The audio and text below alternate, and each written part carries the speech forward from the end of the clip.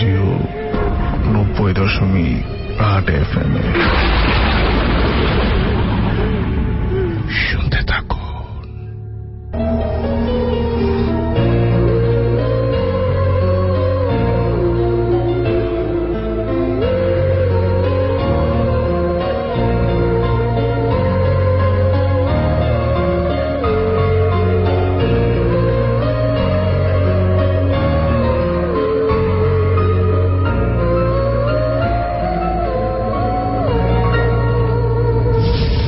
মাঠে ঘাটে গাড়িতে কিংবা বাড়িতে যে যেখান থেকে ট্রেন করে আসেন সবাইকে স্বাগত জানাচ্ছি এশিয়ান রেডিও 90.8 FM এ রাত 12:01 আর শুরু হয়ে গেল ভৌতিক 90.8।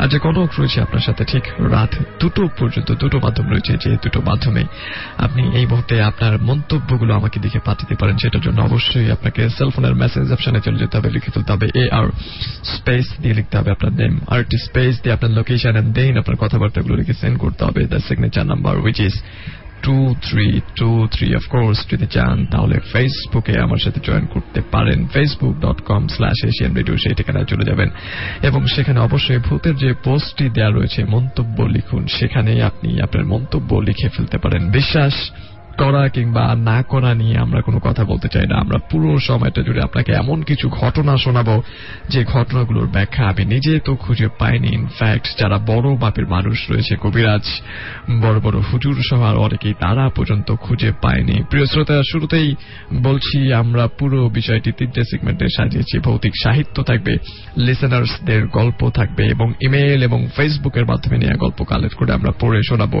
যদি কারো কাছে ঘটনা থেকে থাকে তাহলে অবশ্যই সেই ঘটনা আমাদের কাছে লিখে পাঠাবার জন্য অপশন রয়েছে এবং সেই অপশনটি হচ্ছে ফেসবুক মাধ্যম, অর্থাৎ আমাদের ভৌতিকের যে নিজস্ব ফ্যান পেজ রয়েছে which is www.facebook.com/bhautik90.8। ভৌতিক বানানটি হচ্ছে BHOUTIK। শুধুমাত্র ফেসবুকে সার্চ বাটনে গিয়ে ভৌতিক লিখে সার্চ দিলেই পেয়ে যাবেন আপনি আমাদেরকে এবং সেই পেজে আপনার ঘটনাটি লিখে পাঠান।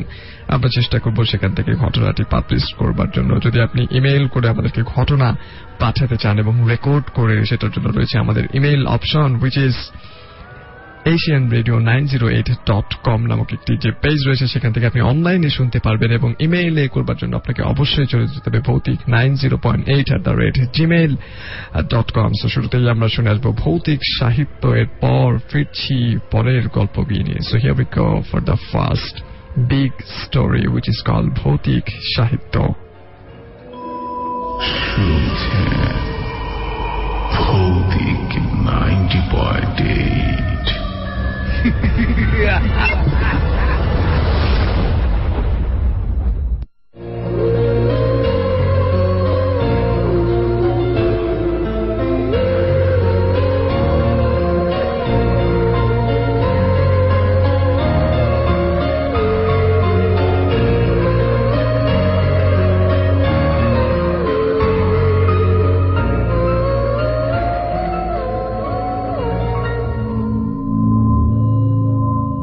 আমি ভূত। আজ থেকে ঠিক 3.5 বছর আগে আমি জ্যান্ত ছিলাম। সেই সময়ে এই দেওঘরের এই বাড়িতে আগুনে পুড়ে আমার জ্যান্ত অবস্থার শেষ হয়। এই বাড়ির নাম লিলি ভিলা। আমি এখানে এসেছিলাম আমার এক বন্ধুর সঙ্গে ছুটি কাটাতে। একদিন স্টোভে চা করতে গিয়ে স্টোভ ফেটে আমার কাপড়ে আগুন ধরে যায়। আমার মুখেও আগুন লেগেছিল, এইটুকুনি আমার মনে আছে। তারপর আর কিছু মনে নেই। তারপর থেকে আমি এই বাড়িরই বাসিন্দা হয়ে গেছি। আমার চেহারা এখন কি রকম তা আমি জানি না, কারণ আয়নায় ভূতের ছায়া পড়ে না। জলেও যে পড়ে না সেটা বাড়ুজ্যদের পুকুরে পরখ করে দেখেছি। খুব যে আহামরি চেহারা নয় সেটা বুঝেছি একটা ঘটনা দেখে। লিলি ভিলায় 2 বছর আগে একটা পরিবার ছুটি কাটাতে এসেছিল। সেই পরিবারের কর্তা একদিন আমার মুখোমুখি পড়ে গিয়ে চোখ কপালে তুলে ভিমড়ে গিয়েছিলেন। দোষটা আমারই। ভূত দেখা দেবে কি অদৃশ্য থাকবে সেটা ভূতের মর্জির উপরে নির্ভর করে। আমি অদৃশ্যই থাকতে চেয়েছিলাম, কিন্তু অন্যমনস্কতার ফলে ভুল করে দেখা দিয়ে ফেলেছিলাম। এই ঘটনার পরে বুঝতে পেরেছিলাম যে আগুনে পুড়ে শরীর আর মুখের যে অবস্থা হয়েছিল, ভূত হয়েও সেই অবস্থাটাই রয়ে গেছে। এই ভিমরে দেবার ঘটনার পর থেকেই এ বাড়িতে আর কেউ আসে না, কারণ হানাবাড়ি বলে এর একটা বদনাম রটে গেছে। আমার পক্ষে এটা লোকসান, কারণ বাড়িতে জ্যান্ত লোকজন থাকলে আমার বেশ ভালোই লাগে, না হলে তো সেই একা একা দিন কাটানো। ভূত এতল্লাটে আরো অনেক আছে, কিন্তু এই বাড়িতে তো নেই, কারণ এখানে আর কেউ কখনো অপঘাতে মরেনি। শহরের অন্য জায়গায় যে ভূত আছে তাদের সকলকে আমার পছন্দ নয়। কয়েকজন তো রীতিমতো মন্দ, যেমন নস্করদা বা ভীম নস্করের ভূত। ওর মতো কুচক্রী ফন্দিবাজ ভূত দুনিয়ায় দুটো হয় না। এই দেওঘরে কিছুদিন আগে লক্ষণ ত্রিপাঠী বলে এক পোস্টমাস্টার ছিলেন। লক্ষণের সঙ্গে সাপে নেউলে সম্পর্ক ছিল স্টেট ব্যাংকের এক কর্মচারী কান্তিভাই দুবের। এক সন্ধ্যায় লক্ষণ ত্রিপাঠী পোস্ট অফিস থেকে বাড়ি ফিরছেন। শাহবাবুদের বাড়ি পেরিয়ে মাঠটার কাছে আসতেই ভীম নস্করের ভূত করল কি, ঝপ করে একটা তেঁতুল গাছ থেকে নেমে ত্রিপাঠী মশাইয়ের ঘাড়টা মটকে দিল।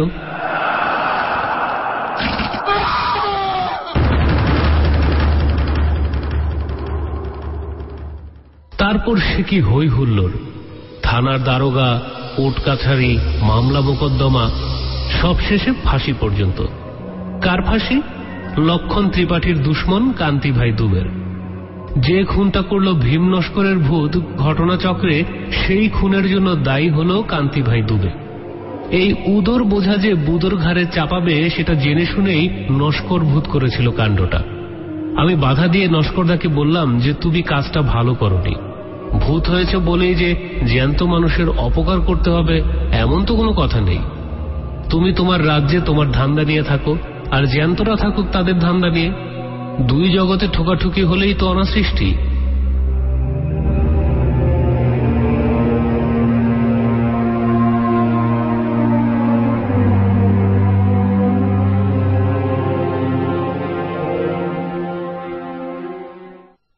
আমি নিজে সজ্ঞানে কোনো জ্যান্ত মানুষের অনিষ্ট করতে যাইনি, বিশেষ করে যেদিন থেকে বুঝেছি যে আমার চেহারাটা মানুষের মনে আতঙ্ক জাগায়।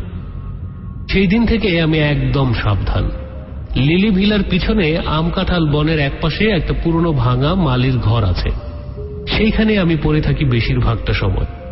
অবশ্য লিলি ভিলা এখন অনেকদিন থেকেই খালি, কিন্তু কাছেই চৌধুরী বাড়ি থেকে ছেলেরা এখানে লুকোচুরি খেলতে আসে। আশ্চর্য, এই ছেলেগুলোর একদম ভূতে ভয় নেই, কিংবা হয়তো ভূত আছে জেনেই তারা এখানে আসে। যাই হোক, সেই সময়টা আমাদের একদম অদৃশ্য থাকতে হয়। বড়রাই যদি আমাকে দেখে ভিমড়ে যায় তাহলে ছোটদের কি অবস্থা হবে তা তো ভাবাই যায় না। ওসবের মধ্যে আমি নেই। তবে এটাও ঠিক যে ভূতদেরও একা একা লাগে। আমারই একটা গলতির জন্য লিলি ভিলা এখন হানাবাড়ি, তাই এখানে কেউ এসে থাকতে চায় না। আর আমিও জ্যান্ত মানুষের গলার আওয়াজ, তাদের চলাফেরা, কাজকর্ম, হাসি তামাশার শব্দ কিছুই পাই না। তাই মনটা এক এক সময় হু হু করে ওঠে। জ্যান্তরা যদি জানতো যে ভূতেরা তাদের সান্নিধ্য কত পছন্দ করে, তাহলে কি তারা ভূতকে এত ভয় পেত? কখনোই না।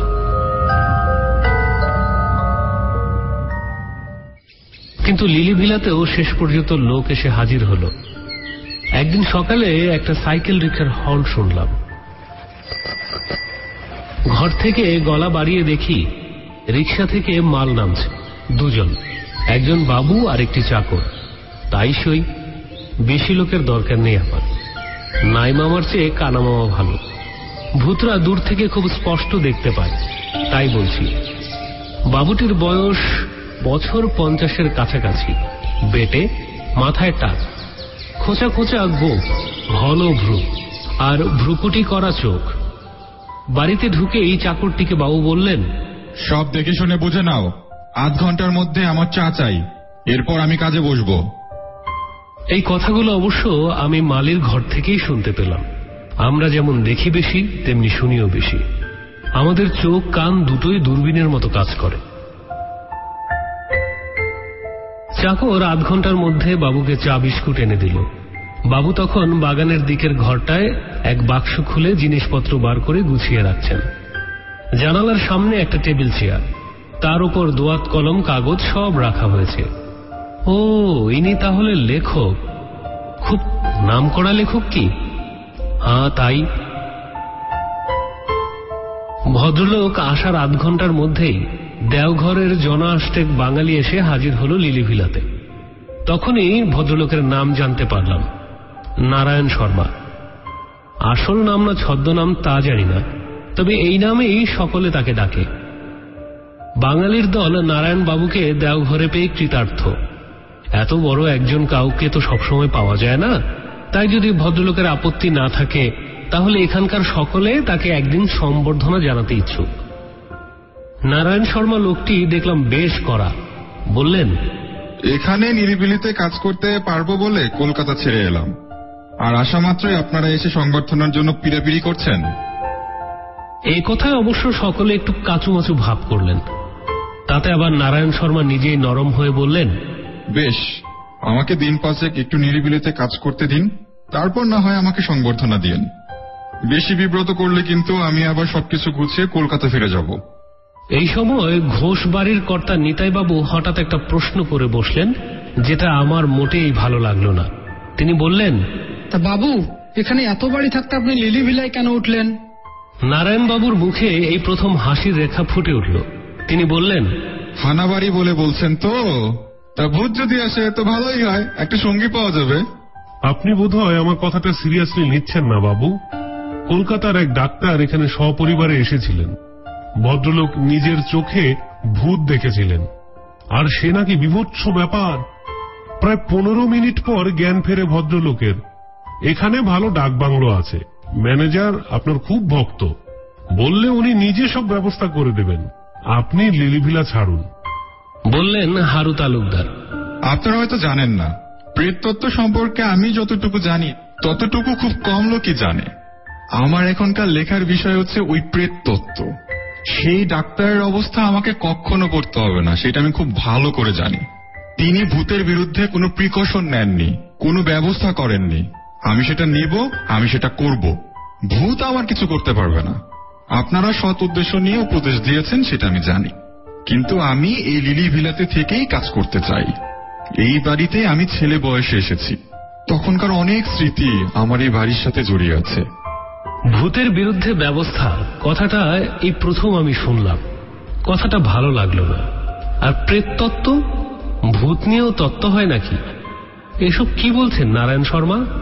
অবশ্য এখন আর ভেবে কোনো লাভ নেই। রাতটা আসুক, আপনা থেকেই সব প্রশ্নের উত্তর মিলবে বলে আমার বিশ্বাস। তবে এই ব্যবস্থা কথাটা শুনে আমার মনে হচ্ছিল যে খবরটা একবার, অন্তত মজা দেখার জন্য ভীম নস্করকে জানানো উচিত। সে জ্যান্ত মানুষের ঘাড় মটকাবার কায়দা রপ্ত করেছে। না জানি সে এই খবর শুনে কি বলবে। বেলা যতই বাড়তে লাগলো ততই আমার ছটফটানি বেড়ে চলল।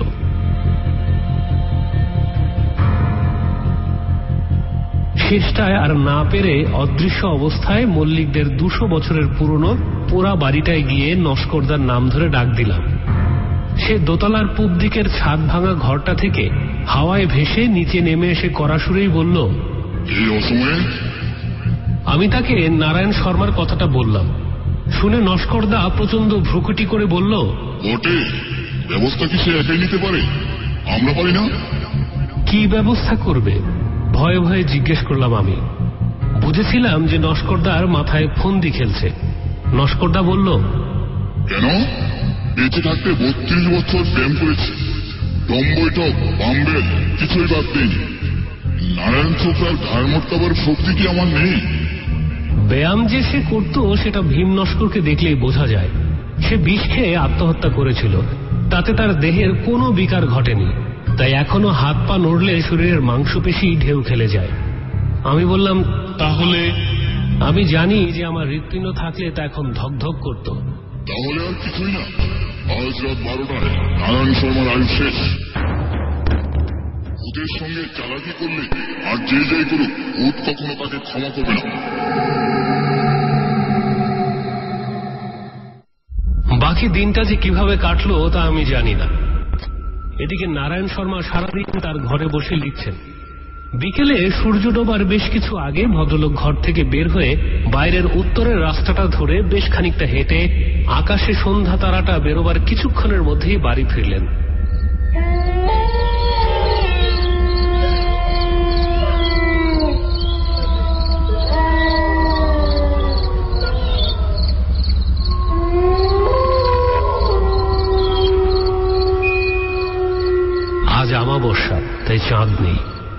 আমি আমার ডেরা থেকে সবই লক্ষ্য করে যাচ্ছি। এইবার নারায়ণ শর্মাকে দেখলাম একটা অদ্ভুত জিনিস করতে। সুটকেস খুলে একটা থলে বের করে তার থেকে একটা গুঁড়ো জাতীয় জিনিস মুঠে নিয়ে ধুঞ্চির মধ্যে ছড়িয়ে দিয়ে তাতে আগুন দিয়ে ধুঞ্চিটা ঘরের দরজার চৌকাঠের বাইরে রেখে দিলেন। সেই ধুঞ্চি থেকে গল গল করে ধোঁয়া উঠতে লাগলো, আর দক্ষিণের হাওয়ায় সেই ধোঁয়া সোজা এনে ফেললো আমার ডেরায়। বাপ রে, এ কি অবস্থা! ভূতেরা তো গন্ধ পায় না, কিন্তু এই গন্ধ দেখছি নাকের মধ্যে দিয়ে একেবারে ব্রহ্মতালুতে পৌঁছে গেছে। কি সর্বনাশ! এই অবস্থায় নস্করদা এই বাড়ির ত্রিসীমানায় আসতে পারবে না। আর সত্যি তাই হলো। মাঝরাত্রির নাগাদ আমার ঘরের পেছনের পাঁচিলের ওদিক থেকে চাপা গঙ্গানি শুনলাম। সুধন্য, ও সুধন্য। সুধন্য আমার নাম। বাইরে বেরিয়ে দেখি রাস্তার ধারে ঘাসের উপর নাক টিপে বসে আছে ভীম নস্কর।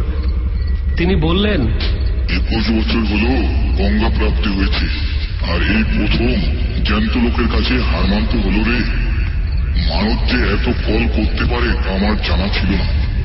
ওই লোকটা পড়াশোনা করে নস্করদা, ও অনেক কিছু জানে। এমন একটা লোকের ঘাড় মটকাতে পারলে কি সৌভাগ্য হতো বলতো। সে যা হবার নয় তা তো আর বলে কি হবে। আজ আসি, এক নতুন অভিজ্ঞতা হলো বটে।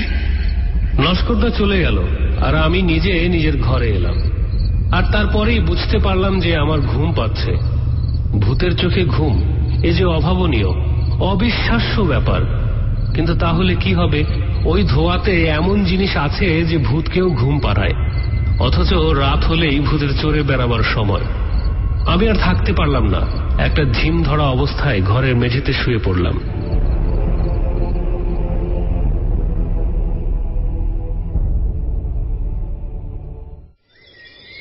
ঘুম ভাঙলো একটা গলার শব্দ শুনে। সময়টা সকাল। আমি ধরফরিয়ে উঠে বসলাম। বসেই সামনে তাকিয়ে চক্ষু স্থির। ইনি যে নারায়ণ শর্মা সেটা বুঝতে পারছি, কিন্তু এর এমন দশা হলো কি করে? নারায়ণ শর্মা আমার প্রশ্নের জবাব দিলেন। চাকরটা ঘুম থেকে উঠেনি দেখে স্টোভ জ্বালিয়ে চা করতে গেল। স্টোভটা বাস্ট করে। ওরা বোধহয় এদিকে আমার মৃতদেহ সৎকারের ব্যবস্থা করছে। আমি একটা ডেরা খুঁজছিল, তখনই এই ঘরটা দেখতে পাই। এইখানে আরেকজনের ঠাঁই হবে কি? আমি অত্যন্ত খুশি হয়ে বললুম, নিশ্চয়ই নিশ্চয়ই নিশ্চয়ই হবে। যাক, 2 ভৌতিক 90.8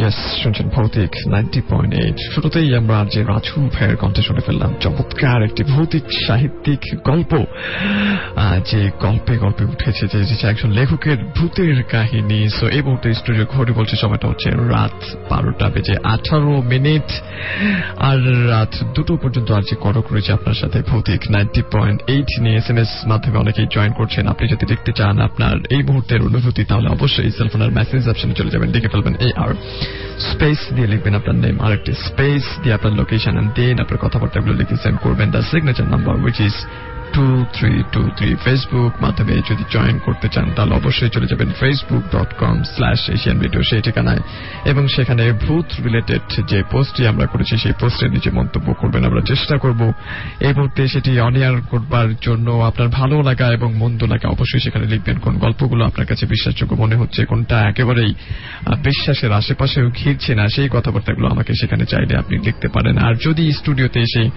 ঘটনা আমাদেরকে শেয়ার করতে চান, সেলফোনের মেসেজ অপশনে গিয়ে লিখে ফেলবেন এই আর স্পেস দিয়ে লিখে ফেলবেন আপনার নেম, আর একটি স্পেস দিয়ে আপনার সেলফোন নম্বর লিখে সেন্ড করতে হবে 2323। এই নাম্বারটা SMS মাধ্যমে অলরেডি সঞ্জিদা আমাদের সাথে রানীগঞ্জ থেকে জয়েন করেছেন। ভাইয়া তোমরা কেমন আছো? অনেকদিন পর ভৌতিক শুনলাম, আর আমার খুব ভালো লাগে তোমাদের শোটা। কালিয়াচোর দাসপাড়া থেকে রাসোবাড়ি থেকে আমাদেরকে হৃদয় টেক্সট করেছেন, একই সাথে তারা শুনছেন শুভ এবং হৃদয় একসাথে। তিনি বলছেন যে খুবই ভালো আপনার গল্প, মূল গল্পে এখন পর্যন্ত আমরা প্রবেশ করিনি। রাত 2টো পর্যন্ত অবশ্যই এমন সব গল্প আপনাদেরকে শোনাবো যে গল্পগুলোর রহস্য সত্যিকার অর্থে আপনি নিজেও ভেদ করতে পারবেন কি পারবেন না সেটা বলা মুশকিল এই মুহূর্তে। SMS মাধ্যমের বাইরেও ফেসবুক মাধ্যমে অনেকেই আমাদেরকে টেক্সট করছেন। যদি আপনি ফেসবুকে জয়েন করতে চাইলে facebook.com/asianradio সেই ঠিকানা যাবেন। ফারুক আহমেদ সুজন তিনি ফেসবুকে আমাদেরকে কমেন্ট করেছেন, তিনি বলছেন কনক ভাইয়ের সাথে আছি এন্ড আশা করি আজকের এপিসোড অনেক ভালো হবে ইনশাআল্লাহ। অফকোর্স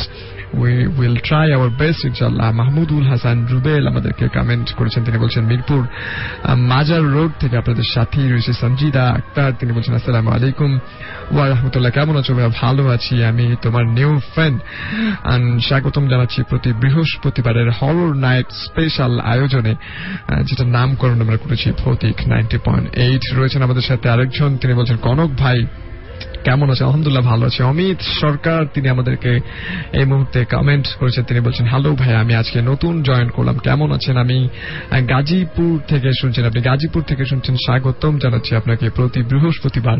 অবশ্যই আমাদের সাথে জয়েন করবেন রাত 12টা থেকে। এমডি শাকিল এইচ সোহেল তিনি বলছেন অবভিয়াসলি, সাথেই রয়েছেন আপনি মাহমুদ হাসান রুবেল, তিনি বলছেন আছি। রয়েছেন আমাদের সাথে আফসান, এমডি আফসান শুনছি ব্রো, অফকোর্স আপনাকে স্বাগতম জানাচ্ছি এন্ড সাথে থাকবার জন্য জানাচ্ছি অনেক অনেক থ্যাঙ্কস। রয়েছে আমাদের ফেসবুকের একটি মাধ্যম, যে মাধ্যম থেকে আমরা সাধারণত যেটা করে থাকি আপনার কাছ থেকে গল্প চাই এবং সেই গল্পগুলো কালেক্ট করি। যদি আপনি সেই গল্পে পাঠাতে চান, আপনার কাছে এরকম কোন গল্প থেকে থাকে, তাহলে অবশ্যই সেই গল্পটি লিখে ফেলবেন এবং পাঠিয়ে দেবেন আমাদের Facebook fan page which is facebook.com/bhautik90.8 search বাটনে গিয়ে যদি শুধুমাত্র ভৌতিক লিখে থাকেন তাহলে ডেফিনেটলি আপনি পেয়ে যাবেন আমাদের পেজটি। সেখানে কমেন্ট করবেন, পাশাপাশি আমাদেরকে গল্প লিখে পাঠাবেন। আর SMS অনেকেই করছেন, তাদের মধ্যে নাইমা নরসিংদী থেকে বলছেন খুব ভালো লাগলো স্টোরিটা, আরো অনেকগুলো স্টোরি রয়েছে মূলত সত্য ঘটনা, যে ঘটনাগুলো আমরা কিছুক্ষণের মধ্যে শুনবো। মাহি লালবাগ থেকে বলছেন আমি এবং আমার বোন শুনছি ভৌতিক শো কি কবে কবে হয়? প্রতি বৃহস্পতিবার রাত 12টা থেকে 2টা পর্যন্ত। এমডি জুয়েল নাসির নগর ব্রাহ্মণবাড়িয়া থেকে বলছেন তিনি আমাদের সাথে রয়েছেন। সঞ্জিদা রয়েছেন আমাদের সাথে, এমনি করে অনেকেই জয়েন করেছেন। এবং এই পর্যায়ে আমরা চলে যাব আরেকটি গল্পে, যে গল্পটা মূলত আপনাদের ভেতর থেকে একজন আমাদেরকে পাঠিয়েছেন। আপনি যদি কোনো ঘটনা লিখতে চান তাহলে রয়েছে ফেসবুকের ফ্যান পেজ, ভৌতিকের পেজ। সো এই মুহূর্তে চলে যাচ্ছি আমাদের প্রথম স্টোরিতে, and here we go for the first story. ভৌতিক 90.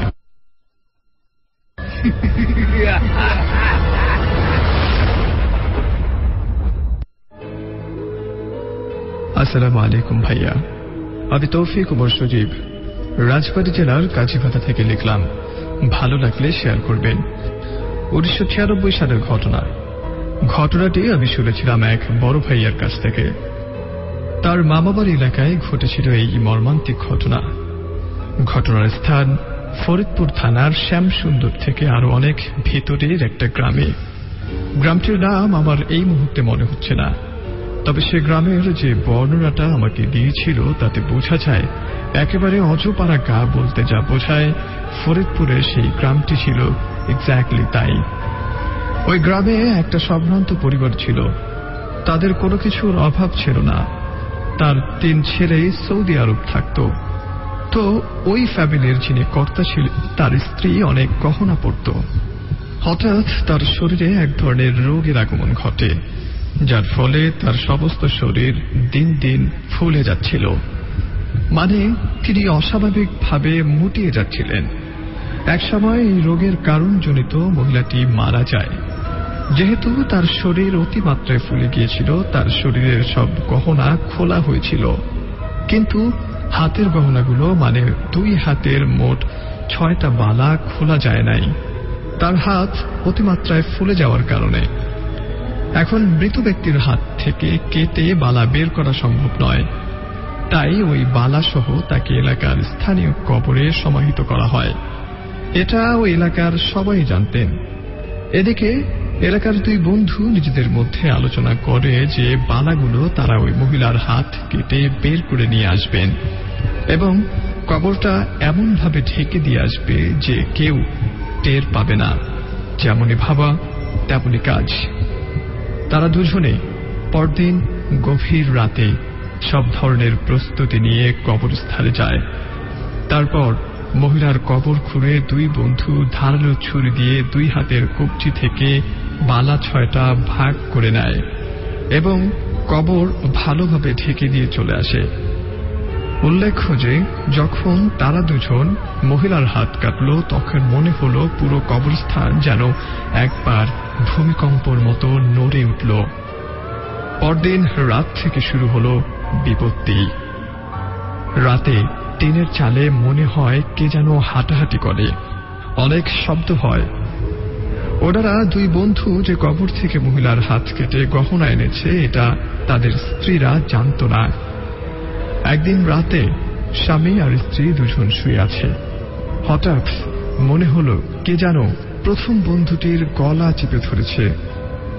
উনি যখন তার গলায় হাত দিলেন দেখলেন কবজি থেকে আঙ্গুল পর্যন্ত দুইটা হাত ওনার গলা চেপে ধরে আছে। এটা দেখে উনি জোরে চিৎকার দেয়। ওনার চিৎকার শুনে তার স্ত্রী ঘুম থেকে উঠে যায় এবং দুজনে লক্ষ্য করল যে ওই কবজি থেকে কাটা হাত দুটো উড়ে গিয়ে জানালা দিয়ে বের হয়ে গেল, কিন্তু জানালাটা বন্ধ ছিল। তাহলে কিভাবে বের হয়ে চলে গেল? এটা দেখে দুজনেই খুব ভয় পেয়ে যায়। পরদিন প্রথম বন্ধুটি তার সহযোগী দ্বিতীয় বন্ধুকে রাতে ঘটে যাওয়া ঘটনা খুলে বলে। প্রথম বন্ধুর ঘটনা শুনে দ্বিতীয় বন্ধুটি অবাক হয়ে যায়। তখন দ্বিতীয় বন্ধুটি বলে গত রাতে সেম একই ঘটনা নাকি তার সাথেও ঘটেছে। একদিন প্রচন্ড বৃষ্টি হচ্ছিল। বৃষ্টি শেষে প্রথম বন্ধুটা হারিকেন জ্বালিয়ে তার বাড়ির পাশে যে ছোট্ট একটা বিল আছে সেখানে কই মাছ শিকার করছিল। হঠাৎ তিনি দেখতে পান পানির স্রোত যেখান দিয়ে বয়ে বিলে নামছে সেখানে ছোট ছোট অনেক মাছ লাফালাফি করছে। তখন তিনি আবারও বাড়ি যায় এবং একটা মাছ রাখার পাত্র নিয়ে পুনরায় বিলের ধারে যায়। কাছে গিয়ে উনি যেটা দেখলেন তা দেখে প্রথম বন্ধুর গায়ে কাঁটা দিয়ে ওঠে। উনি দেখল পানিতে যে জিনিসগুলো লাফালাফি করছিল আসলে সেগুলো কোনো মাছ ছিল না। উনি দেখলেন অসংখ্য কবজি থেকে কাটা হাত সেখানে লাফালাফি করছে এবং তার মধ্যে থেকে দুইটা হাত উড়ে এসে তার পা চেপে ধরে। উনি অনেক কষ্টে শরীরের সর্বশক্তি দিয়ে কোনোভাবে বাড়ি এসে জ্ঞান হারিয়ে ফেলে। জ্ঞান ফিরলে সকালে তার স্ত্রী তাকে বলে রাতে কি হয়েছিল। তারপর তিনি তার স্ত্রীকে সব খুলে বলে যে ওই কবর থেকে মহিলার হাত কেটে বালা আনার পর থেকে এমন ঘটনা ঘটছে। এভাবে একটার পর একটা ঘটনা ঘটার পর অবস্থা বেগতিক দেখে তাদের স্ত্রীরা বলল ভালো একজন বুজুর্গ লোকের শরণাপন্ন হতে। তারা একদিন নাম করা এক ইমাম সাহেবের কাছে যান এবং বলে তারা এই নির্মম অন্যায় কাজটি করেছে। তখন ওই ইমাম সাহেব বলে ওই বালাগুলো যদি ওই কবরে রেখে আসতে পারো তাহলে সমাধান সম্ভব। একদিন রাতে তারা দুজনে তাদের স্ত্রীকে বলল যে আজ রাতে আমরা দুজন ওই মহিলার কবর খুঁড়ে হাতের বালা ফিরিয়ে দিয়ে আসব। তাদের স্ত্রীরা জানতেন যে আজ তারা যাবেন। অনেক রাত হয়ে গেল, কিন্তু তাদের স্বামী বাড়িতে না ফেরাতে ভোরবেলা ঘটনা কি ঘটেছে তা দেখার জন্য সবাই চলে যায়। সেখানে গিয়ে দেখে সে এক নির্মম দৃশ্য। তারা দেখতে পান যে তাদের স্বামীরা কবরে পড়ে আছে, কিন্তু তাদের দুজনের হাত ছিল কবজি থেকে আঙ্গুল পর্যন্ত কাটা। কিন্তু কে কেটেছে, কিভাবে কেটেছে? তারা দুজন যে বালা চুরি করেছিল তাদের স্ত্রীরা যদি না বলতো তাহলে আজও হয়তো এই ঘটনাটা অজানাই থেকে যেত। ভাইয়া, এই ছিল আমার ঘটনা। ভালো লাগলে শেয়ার করবেন।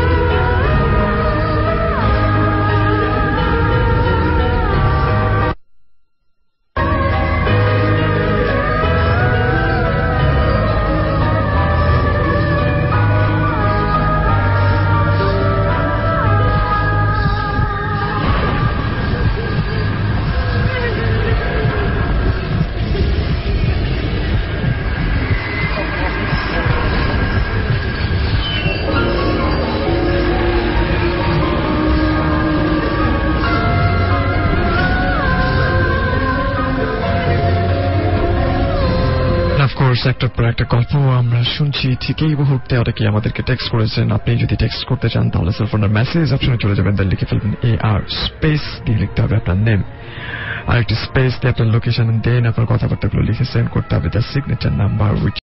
ফেসবুকে কানেক্টেড থাকতে চান facebook.com/asianradio সেই ঠিকানায় যাবেন এবং অবশ্যই সেই কমেন্ট করে পোস্টটি শেয়ার করে দিবেন। So here we go for the third story. শুনছেন ভৌতিক 90.8।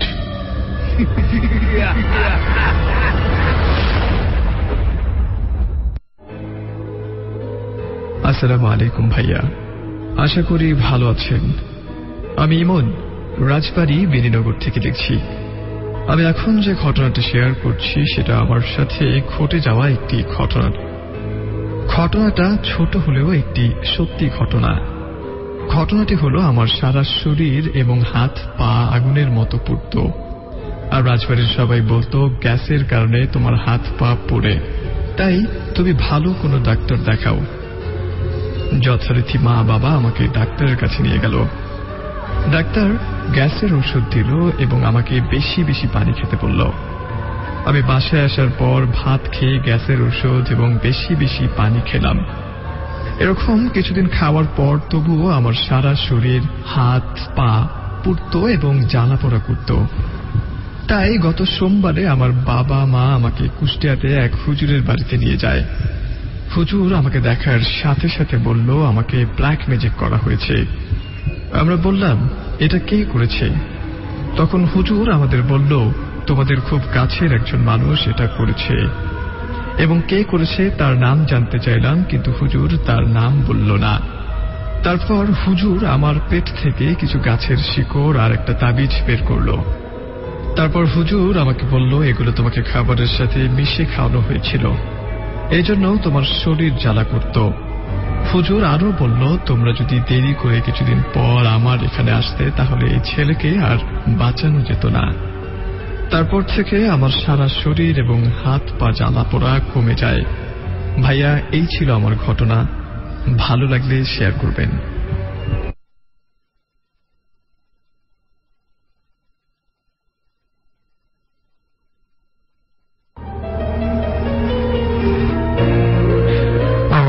একটা ছোট্ট ঘটনা যে কনক রয়েছে আপনার সাথে, এরকম ঘটনা আপনার কাছে যদি থেকে থাকে তাহলে সেই ঘটনাটি পাঠাবার জন্য একটি অ্যাড্রেস রয়েছে, which is facebook.com/bhoutik90.8, যার বানানটি হচ্ছে BHOUTIK। সেই পেজে ডেফিনেটলি চলে যাবেন এবং আপনার ঘটনাটা লিখে আমাদেরকে পাঠাবেন SMS মাধ্যমে। অনেকেই জয়েন করছেন, সবাইকে বলছি। আর যে কনক এই মুহূর্তে আপনার সাথেই রয়েছি ভৌতিক 90.8 নিয়ে। মাহমুদ আমাদের সাথে রয়েছেন। মাহমুদ বলছেন যে রাসেল, ওহিদ আর ইয়াসিন ভাই সবাই একসাথে শুনছি, রাজবাড়ির গল্পটা ভালো লাগলো। রয়েছেন হাকিম হোসেন কেরানীগঞ্জ থেকে, ভাই আমি আপনার SMS পড়েন না কিসের জন্য। আরনাব মোহাম্মদপুর থেকে বলছেন আপনাকে শুনছি এবং ভয় করছে ভীষণ রকমের। হাবিব তিনি আমাদেরকে টেক্সট করেছেন, তিনি বলছেন ভালো লাগছে এবং একই সাথে ভয় লাগছে। আপনার রায়হান আমাদেরকে বংশাল থেকে বলছেন আপনার সাথে কখনো কোনো প্যারানরমাল ঘটনা ঘটেছে কিনা। লট অফ ডেফিনেটলি, এবং সেগুলো অবশ্যই কোনো বিশেষ এপিসোডে আমি শেয়ার করবো। ইনফ্যাক্ট কিছুদিন আগে আমি রংপুরে গিয়েছিলাম একটা বিশেষ কাজে, সেখানের একটা এক্সক্লুসিভ ঘটনা রয়েছে যেটা আমার সাথে রাত 3টার দিকে ঘটেছে, এবং আমি মূলত রাতে গরম থেকে বাঁচার জন্য আমার এক কাজিনকে সাথে নিয়ে সেখানে গিয়েছিলাম। অ্যান্ড আফটার দ্যাট যেটা ঘটেছে সেটা ডেফিনেটলি আমি কোনো বিশেষ এপিসোডে আপনাদেরকে শোনাবো। অ্যান্ড এর বাইরে সেন্ট মার্টিনের কিছু ঘটনা রয়েছেন, এর বাইরে যা কিছু রয়েছে সবকিছুই একদিন শোনাবো। সীমান্তা আমাদের সাথে রয়েছেন ব্রাহ্মণবাড়িয়া থেকে। আসসালামু আলাইকুম। আজকের প্রথম SMS-টা তিনি করলেন এমনটাই বলছেন। এমনি সজীব উত্তরা থেকে বলছেন অনেক ভালো লাগছে। নাজমুল আমাদেরকে ব্রাহ্মণবাড়িয়া থেকে শুনছেন। বেশিরভাগই দেখছি আজকে ব্রাহ্মণবাড়িয়ার লিসেনার্স। তিনি বলছেন যে আমি আপনার নিউ ফ্যান। ঘটনাটা কি অদ্ভুত ছিল কিনা, বালার ঘটনা, আই রিয়েলি ডোন্ট নো সেটা অদ্ভুত কিনা, সেটা ব্যাখ্যা করার মতো কোনো ক্ষমতা, কোনো সাহস বা কোনো যোগ্যতা আমার নেই এই মুহূর্তে। আপনি বিশ্বাস করবেন কিংবা না করবেন সেটা একান্ত আপনার ব্যক্তিগত ব্যাপার, বাট আমি আপনাকে এমন কিছু ঘটনা শোনাতে চাই রাত 2টো পর্যন্ত, যেসব ঘটনা আপনাকে বিশ্বাস করাতে বাধ্য হবে কিনা বুঝতে পারছি না, বাট আপনাকে ধাঁধায় ফেলে দিবে যে আদৌ ভূত বলতে কোনো কিছু আছে নাকি নেই। ইনফ্যাক্ট কোরআন হাদিসের ব্যাখ্যা দেখা কিন্তু অন্যদিকে যায় ঘটনাটা। সো আমরা সেই দিকে নিব না, আমরা মূলত ঘটনা শুনবো। আপনার কাছে যদি কোনো ঘটনা থেকে থাকে, আপনি শুনে থাকেন কারো কাছ থেকে, আপনার কাছে বিশ্বাসযোগ্য মনে হয়েছে, তাহলে অবশ্যই সেই ঘটনাটা আপনি লিখে পাঠিয়ে দিন facebook.com/ভৌতিক90.8 সেই অ্যাড্রেসে। আমরা চেষ্টা করব সেই ঘটনাটা অন এয়ার করবার জন্য, আমার কণ্ঠে সবার কাছে পৌঁছে দেবার জন্য। আর আপনি যদি চান যে না আমার কণ্ঠে না, আপনি আপনার নিজের কণ্ঠে সেটি শোনাবেন সবাইকে, তাহলে তার জন্য অপশনটি হচ্ছে আপনাকে ডেফিনেটলি সেই ঘটনাটা রেকর্ড করে ফেলতে হবে, এরপর পাঠিয়ে দিতে হবে ভৌতিক90.8@gmail.com। আরেকটি বার বলছি, ভৌতিক90.8@gmail.com। And now it's time to move forward to the next story. So here we go. আসসালামু আলাইকুম ভাইয়া। আজকে আমি যে ঘটনাটি শেয়ার করছি সে ঘটনাটি আমার মামার সাথে ঘটে যাওয়া একটি ঘটনা। আমার বাবা রংপুর জেলার গঙ্গাচাড়া উপজেলার একটি অজপাড়া গ্রামে থাকতেন। এটি বহু আগের ঘটনা, তখনও সেই গ্রামে ইলেকট্রিসিটি পৌঁছায়নি। আমার বাবা একজন ব্যবসায়ী ছিলেন। অত্র গ্রামের বাজারে তাদের আড়তের ব্যবসা ছিল। তারা বিভিন্ন লোকজনদের কাছ থেকে চাল কিনে, গম কিনে, ধান কিনে সেগুলোকে শহরে বিভিন্ন আড়তদারের কাছে পৌঁছে দিতেন। তো একদিন মামা নিজের বাড়ির জন্য একটা মাছ কিনেন। তার দোকান বন্ধ করে সেই মাছটি নিয়ে সাইকেলে করে বাসার উদ্দেশ্যে রওনা হন। বলে রাখা ভালো যে আমার মামার বাসা থেকে তাদের বাজার ছিল প্রায় 5 কিলোমিটার দূরে। তখন আমার মামা প্রতিদিন বাড়ি ফেরার সময় তার বিভিন্ন বন্ধু বান্ধব নিয়ে সবাই মিলে একসাথে বাড়িতে ফিরতেন। তো তাদের একটি নিয়ম ছিল, যারা স্থানীয় ব্যবসায়ী ছিলেন তারা একসাথে দোকান বন্ধ করে স্থানীয় দোকানে চা নাস্তা করে তারপর সাইকেলে করে বাড়িতে ফিরতেন গল্প করতে করতে। একদিন বাবা এমনি করে বাড়িতে ফিরছিলেন। ফেরার পথে তাদের মাঝ রাস্তায় একটি জায়গা রয়েছে, যে জায়গায় একটি বহু পুরনো কবরস্থান রয়েছে।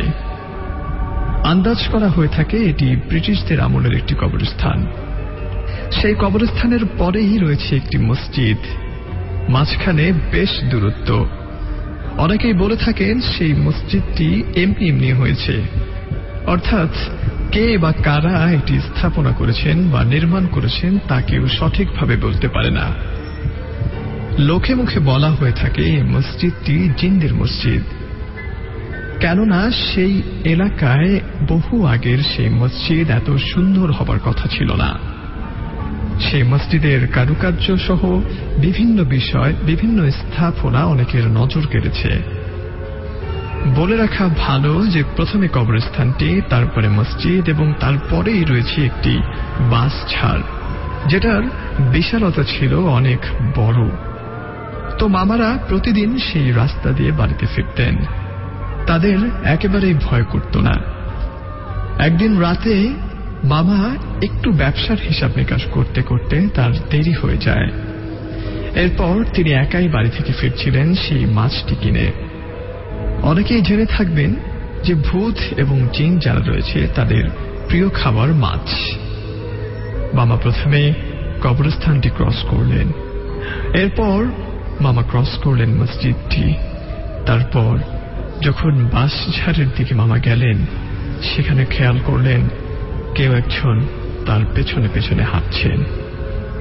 বলে রাখা ভালো যে মামা সাইকেলে করে বাড়িতে ফিরছিলেন। পেছনে কেউ একজন হেঁটে আসলে স্বাভাবিকভাবেই মামার সাইকেলের সাথে হেঁটে যাবার কথা না। তারপরেও তিনি হাঁটছেন, বাট মামার সাথেই পেছনে পেছনে হাঁটছেন। হঠাৎ মামার কাছে মনে হলো কেউ একজন পেছনে রয়েছে। তিনি পেছনে ফিরে তাকালেন, দেখতে পেলেন পেছনে কিচ্ছু নেই। যথারীতি তিনি সাইকেল চালিয়ে যাচ্ছেন। যেতে যেতে হঠাৎ পুনরায় তিনি খেয়াল করলেন পেছনে কেউ একজন তাকে ডাকছে। বলে রাখা ভালো মামার নাম ছিলেন মামুন। মামাকে বলছিলেন সেই পেছন থেকে কোনো একটা ছায়া, মামুন মাছটা আমাকে দিয়ে যাও। এটা শুনে মামার পিলে চমকে উঠল। মামা হঠাৎ করে পেছনে তাকালেন, তাকিয়ে দেখলেন একটা লম্বা কালো ছায়া মামার দিকে তাকিয়ে আছে। মামা ভয় পেয়ে গেলেন। মামা খুব দ্রুত সাইকেল চালিয়ে সেখান থেকে পালিয়ে যাবার চেষ্টা করলেন। তিনি সাইকেল চালাচ্ছেন। তিনি খেয়াল করলেন এতক্ষণ সাইকেল চালানোর পরও সেই বাস ঝাড় তিনি কোনোভাবেই ক্রস করতে পারছিলেন না। হঠাৎ তার কাছে মনে হলো এরকমটা কেন হচ্ছে, এমনটা তো হয়নি।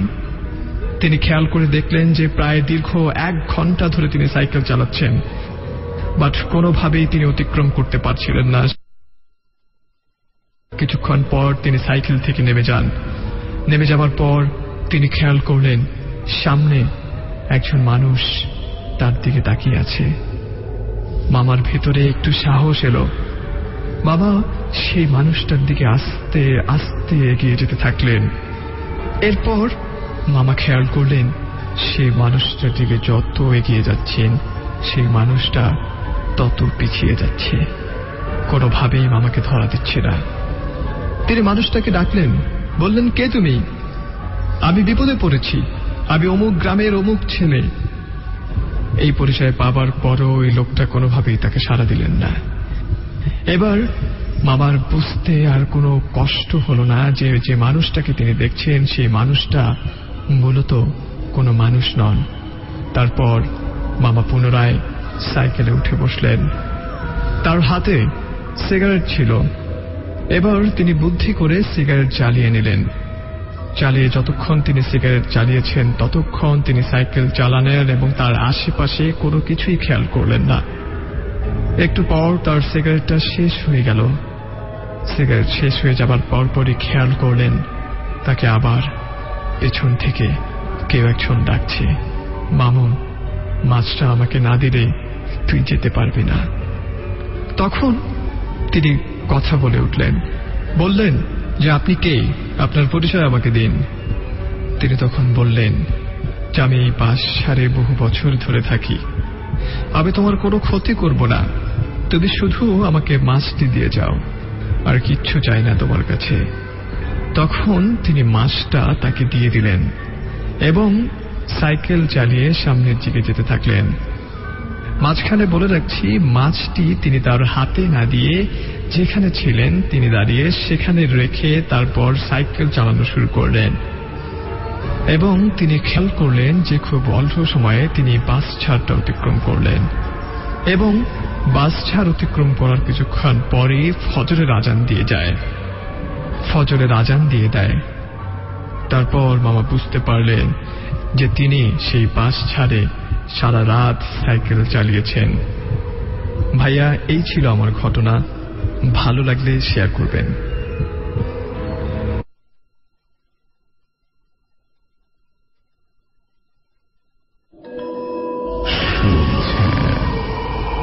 ভৌতিক 90.8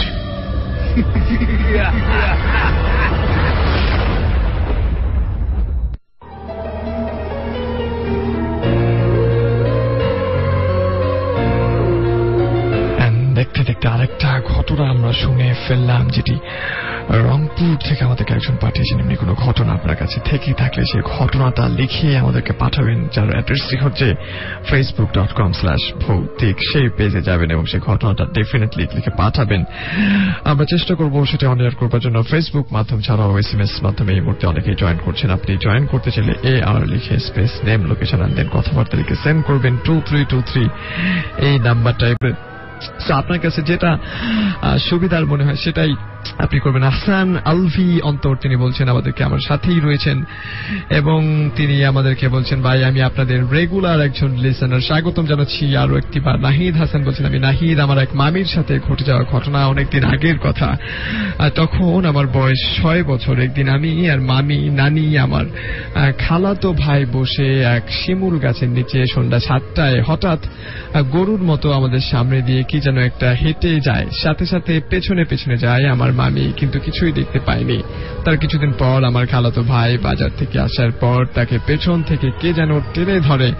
এখন আর এমন ঘটনা হয় না, একেবারে ছোট ঘটনা ছিল, ঠিক বোঝা গেল না। সঞ্জিদা আক্তার বলছেন যে আমাদের সাথে তিনি রয়েছেন SI ইসলাম। ভাই, আমার কাছে ঘটনা আছে, সেই ঘটনাটা আপনি লিখে ফেলুন এবং পাঠিয়ে দিন আমাদেরকে ভৌতিকের পেজে। ভৌতিকের পেজের অ্যাড্রেসটি হচ্ছে facebook.com/ভৌতিক।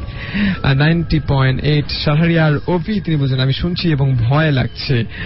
আর রয়েছেন আমাদের সাথে মাজহারুল ইসলাম, তিনি বলছেন যে কনক ভাই, ভূত মানে কি? ভূত মানে ঠিক এই মুহূর্তে কিছু জানি না, বাট ভূত মানে I think I really don't know what is the meaning of ভূত। এটা বাংলা ওয়ার্ড, সো আরবিতে অনেকে অনেক কিছু বলে থাকে। ফাতেমাতুজ জাহান অনাবান্তিকা শুনছেন গুলশান 2 থেকে তৌফিক ভাইয়ের স্টোরি আছে নাকি? কনক ভাই, yes we have some stories তৌফিক ভাইয়ের, সো আপনি সাথেই থাকুন, আমরা তার স্টোরিগুলা পড়ে শোনাবার চেষ্টা করবো। আমাদেরকে SMS মাধ্যমে অনেকেই অনেক কিছু লিখছেন, যারা লিখছেন তাদের সাথে একটু ঘুরে আসতে হচ্ছে নাম্বারটা। পরের বার পরপর দুটো স্টোরি শুনে আমরা ফিরে আসছি। সো নাও আমরা যেটা করতে চাই সেটা হচ্ছে নীলা, তিনি আমাদেরকে বলছেন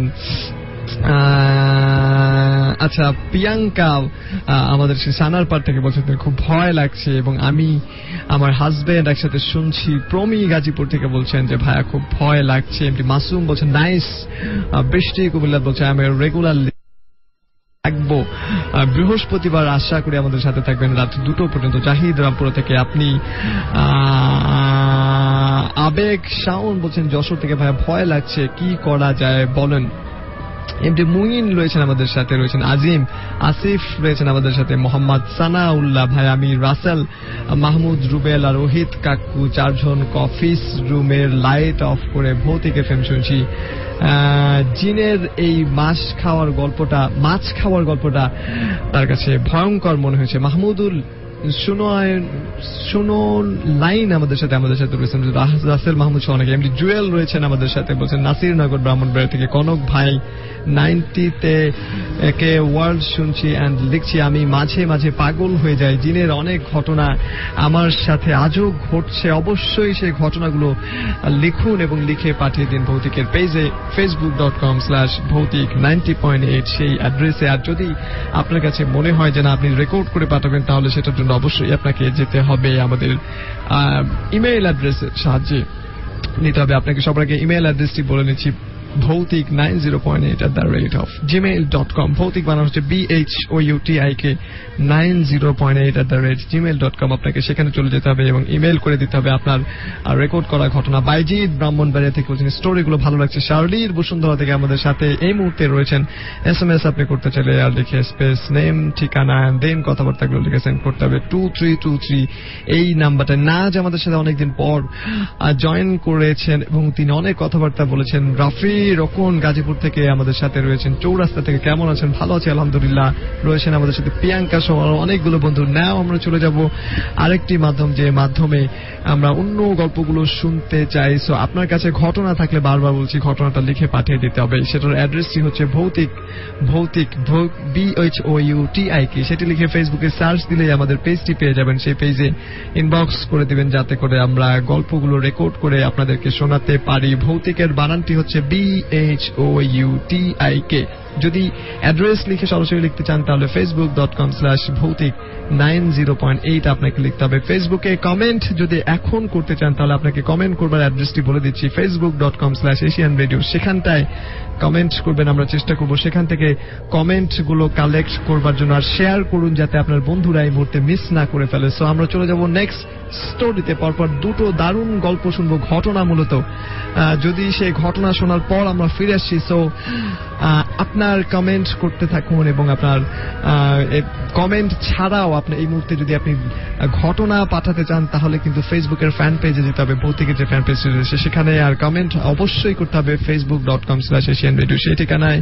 পাশাপাশি যদি আপনি SMS করতে চান SMS করতে হবে 2323 এই নাম্বারে।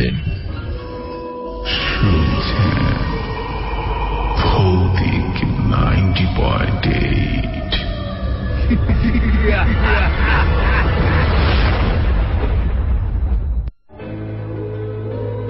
আসসালামু আলাইকুম ভাইয়া, আমি লিখছি কাজী।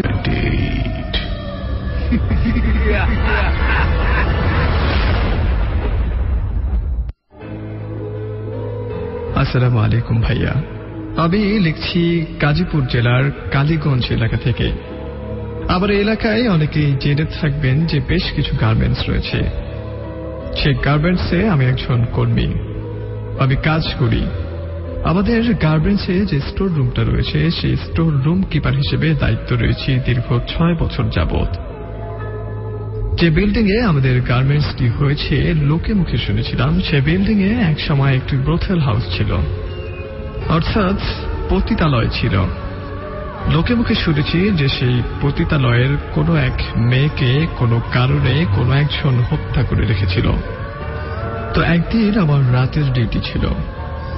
সেদিনও আমি আমার রাতের খাবার নিয়ে আমার অফিসে প্রবেশ করি। অন্যান্য কাজের সাথে সাথে আমি মাঝে মধ্যেই রেডিও শোনার অভ্যাস ছিল। যখন ফ্রি পেতাম তখন আমি রেডিও শুনতাম। এক রাতের ঘটনা, আমি এশিয়ান রেডিও টিউন করে দেখি যে সেখানে ভৌতিক শোটি হচ্ছে। শো শুনছি, কাজ করছি এবং আমার সবকিছু যথারীতি ঠিকঠাক মতোই চলছিল। হঠাৎ আমি খেয়াল করলাম আমার ভয় লাগা শুরু করেছে। এরপর আমি রেডিওর সুইচ বন্ধ করে দেই। বন্ধ করে দিয়ে আমি ওয়াশরুম থেকে মুখে পানি দিয়ে আবার যথারীতি পুনরায় কাজে মনোযোগ দেই। এরপর দিনের ঘটনা, আমি একইভাবে আমি আমার কাজকর্ম চালিয়ে যাচ্ছিলাম। হঠাৎ খেয়াল করলাম একটি নারী কণ্ঠ আমাকে ডাকছে। বলে রাখা ভালো যে আমার ফ্লোরে সাধারণত কোনো মেয়ে কর্মী নেই। তো আমার কাছে মনে হলো হয়তোবা অন্য কোনো ফ্লোর থেকে কেউ এসে পড়েছে কোনো কিছু খোঁজার জন্য। আমি একটু ভালো মতো খেয়াল করে দেখলাম যে পুরো ফ্লোরে কেউ নেই। তার কিছুক্ষণ পর আমি খেয়াল করলাম যে যথারীতি সেই একই কণ্ঠ কেউ একজন কিছু একটা বলার চেষ্টা করছে। আমি এবার একটু মনোযোগ দিয়ে বোঝার চেষ্টা করি আসলে কে আছে সেখানে, কেউ কি কিছু বলার চেষ্টা করছে। তারপর মনোযোগ দেওয়ার পর দেখলাম যে আসলে সেখানে কিছুই ছিল না। এরপর দিন আমার অফিস বন্ধ ছিল। আমি সেদিন অফিসে না গিয়ে বাসায় আমার অন্যান্য কাজকর্ম শেষ করি এবং ছুটি কাটিয়ে এরপর দিন পুনরায় অফিসে জয়েন করি। সেদিন অফিসে জয়েন করলাম এবং যথারীতি আমার কাজকর্ম ঠিকঠাক মতো করছিলাম। হঠাৎ আমি যেন শুনতে পেলাম ঠিক একই রকম কণ্ঠ কিছু একটা বলার চেষ্টা করছে। সেই কণ্ঠে রয়েছে ফোপানির শব্দ। আমি খেয়াল করলাম যে সেই কণ্ঠটা আগের মতো আর অস্পষ্ট না, একেবারে স্পষ্ট গোঙানির শব্দ। আমি বোঝার চেষ্টা করলাম শব্দটা কোত্থেকে আসছে। আমি আমার স্টোর রুমে ঠিক ভালো মতো প্রত্যেকটা জায়গা চেক করলাম। চেক করে দেখি যে কোথাও কিছুই নেই। প্রায় আমার সাথে একই ঘটনা ঘটা শুরু করলো। একদিন রাতে আমি কাজ করছিলাম, হঠাৎ করে ইলেকট্রিসিটি চলে যায়। তো সেদিন কোনো একটা কারণে জেনারেটর অন করতে সময় লাগছিল। এই দীর্ঘ সময়ে আমি বিভিন্ন রকমের অতি ভৌতিক জিনিস সেদিন আমার ফ্লোরে আমি দেখতে পাই। একবার দেখতে পাই একটা মেয়ে, বিকট চেহারা, তার চোখ বের হয়ে আছে, হাত কাটা, গায়ে রক্তের ছাপ, আমার দিকে হেঁটে আসছে তো আসছেই। হঠাৎ করে উধাও হয়ে যায়। তার কিছুক্ষণ পর আমি শুনতে পেলাম যে আমার ফ্লোরে বিড়ালের ম্যাও ডাকা শব্দ। এর একটু পর আমি শুনতে পাই কুকুরের শব্দ। তার কিছুক্ষণ পর বিভিন্ন হায়ানাদের শব্দ শুনতে পেলাম। আমি ভাবলাম হয়তোবা ইলেকট্রিসিটি চলে গেছে, অন্ধকার ঘর, তাই আমার মস্তিষ্ক আমাকে বিভিন্নভাবে হ্যালুসিনেশন করাচ্ছে। এরপর দিন আমি একজনের সাথে এই ঘটনাটা শেয়ার করি। তখন তিনি বললেন যে তুমি যে স্টোর রুমে ডিউটিরত রয়েছ সেখানে একজন মানুষকে খুন করা হয়েছিল। এরপর থেকে সেই পতিতালয়টি বন্ধ হয়ে যায়। এরপর আমার ভেতরে চাকরি ছাড়ার আগ্রহ না বেড়ে বরঞ্চ পুরো বিষয়টা কি ছিল সেটা জানার জন্য কৌতূহলের একটা মনোভাব জেগে ওঠে। এরপর থেকে প্রায় প্রতি রাতেই আমি অপেক্ষা করতাম সেই কণ্ঠস্বর শোনার জন্য। এরকম করতে করতে দিন চলে যায়, রাত চলে যায়, মাসের পর মাস চলে যায়, আমি কোনো শব্দ শুনতে পাই না। হঠাৎ একদিন খেয়াল করলাম যে কোনো একটা মেয়ে আমাকে বলছে যে তুই আর এখানে থাকিস না, এখান থেকে চলে যা, এখানে থাকলে তোর ভালো হবে না। তখন আমি বললাম, তুমি কে? সে বলল যে আমি কে সেটা তোর জানতে হবে না, বরঞ্চ এই বিল্ডিং থেকে তুই চলে যাবি এবং বলবি বিল্ডিং এ এই ফ্লোরে যাতে কোনো কিছু না রাখা হয়। এরপর আমি তাকে কিছু না বলে চুপচাপ সেখান থেকে বের হয়ে যাই এবং বাহিরের একজনকে সেই ঘটনাটি খুলে বলে। তখন তিনি উপর মহলের একজনকে সেই ঘটনাটি বলেন এবং তিনি যথারীতি আমাকে বলেন যে এটা তোমার ভূতে ধরার রোগ, এটা তেমন কিছু না। এরপর রীতিমতো আমি আমার চাকরি চালিয়ে যাই। আমি ঠিকঠাক মতো ডিউটি করছিলাম। হঠাৎ করে একদিন খেয়াল করলাম যে সেই বিল্ডিং এর ওই ফ্লোরে একটু পরপর কারেন্ট আসছে এবং যাচ্ছে। আমি ভাবলাম এটি হয়তো পুরো বিল্ডিং এ ঘটছে। পরবর্তীতে খবর নিয়ে জানলাম যে শুধুমাত্র আমার ফ্লোরেই সেই ঘটনা ঘটছিল এবং আমি জানতে পারি যে সেই একই ফ্লোরে শুধুমাত্র একজন মেয়ে না, মেয়ে ছাড়াও বিভিন্ন ছেলেকেও খুন করা হয়েছিল। এরপর প্রতি রাতে সেই আত্মাগুলো বিভিন্নভাবে অত্যাচার চালাতে শুরু করলো। কেউ কেউ মেশিন ফেলে দিচ্ছিল, কোনো কাপড় রাখলে সেই কাপড়টাকে অন্য জায়গায় রেখে যাচ্ছিল। ইনফ্যাক্ট এমনও হয়েছে যে সেই ফ্লোরে কোনো জিনিস রাখা হলে ঠিকঠাক মতো খুঁজে পাওয়া যেত না। পরবর্তীতে অবস্থা এতটা বেগতিক হয় যে সেই ফ্লোর তালাবদ্ধ করে দিতে বাধ্য হয়। ভাইয়া, এই ছিল আমার ঘটনা।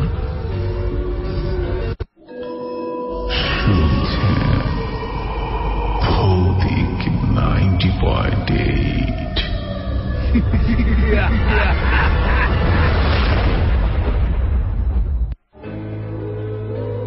আসসালামু আলাইকুম ভাইয়া। এশিয়ান রেডিও এবং ভৌতিক টিভির সকলকেই সালাম জানিয়ে আমি আমার আজকের ঘটনাটি শেয়ার করছি। আমার নাম রাকিবুল ইসলাম শাওন। আমি থাকি পুরান ঢাকার টিকাটুলি রোডে। বলে রাখা ভালো, আমি যেখানে থাকি তার একটু পরেই রয়েছে খ্রিস্টানদের একটি গ্রেভইয়ার্ড। আমার বাড়ির একটু পরেই আরেকটি জায়গা রয়েছে যেটা হচ্ছে লাশ কাটার ঘর। আরেকটি জায়গা রয়েছে যেখানে সাধারণত কোনো মুর্দাকে গোসল করানো হয়ে থাকে এবং তারপর সেখান থেকে কবরস্থানের দিকে নিয়ে যাওয়া হয়। আমি আজকে যে ঘটনাটি শেয়ার করছি সেই ঘটনাটা 3 বছর আগে আমার সাথে ঘটেছে। একদিন রাতে আমি গ্রেভইয়ার্ডের আশেপাশে স্মোকিং করার জন্য বের হয়েছিলাম এবং হাঁটতে হাঁটতে সেখানে চলে যাই।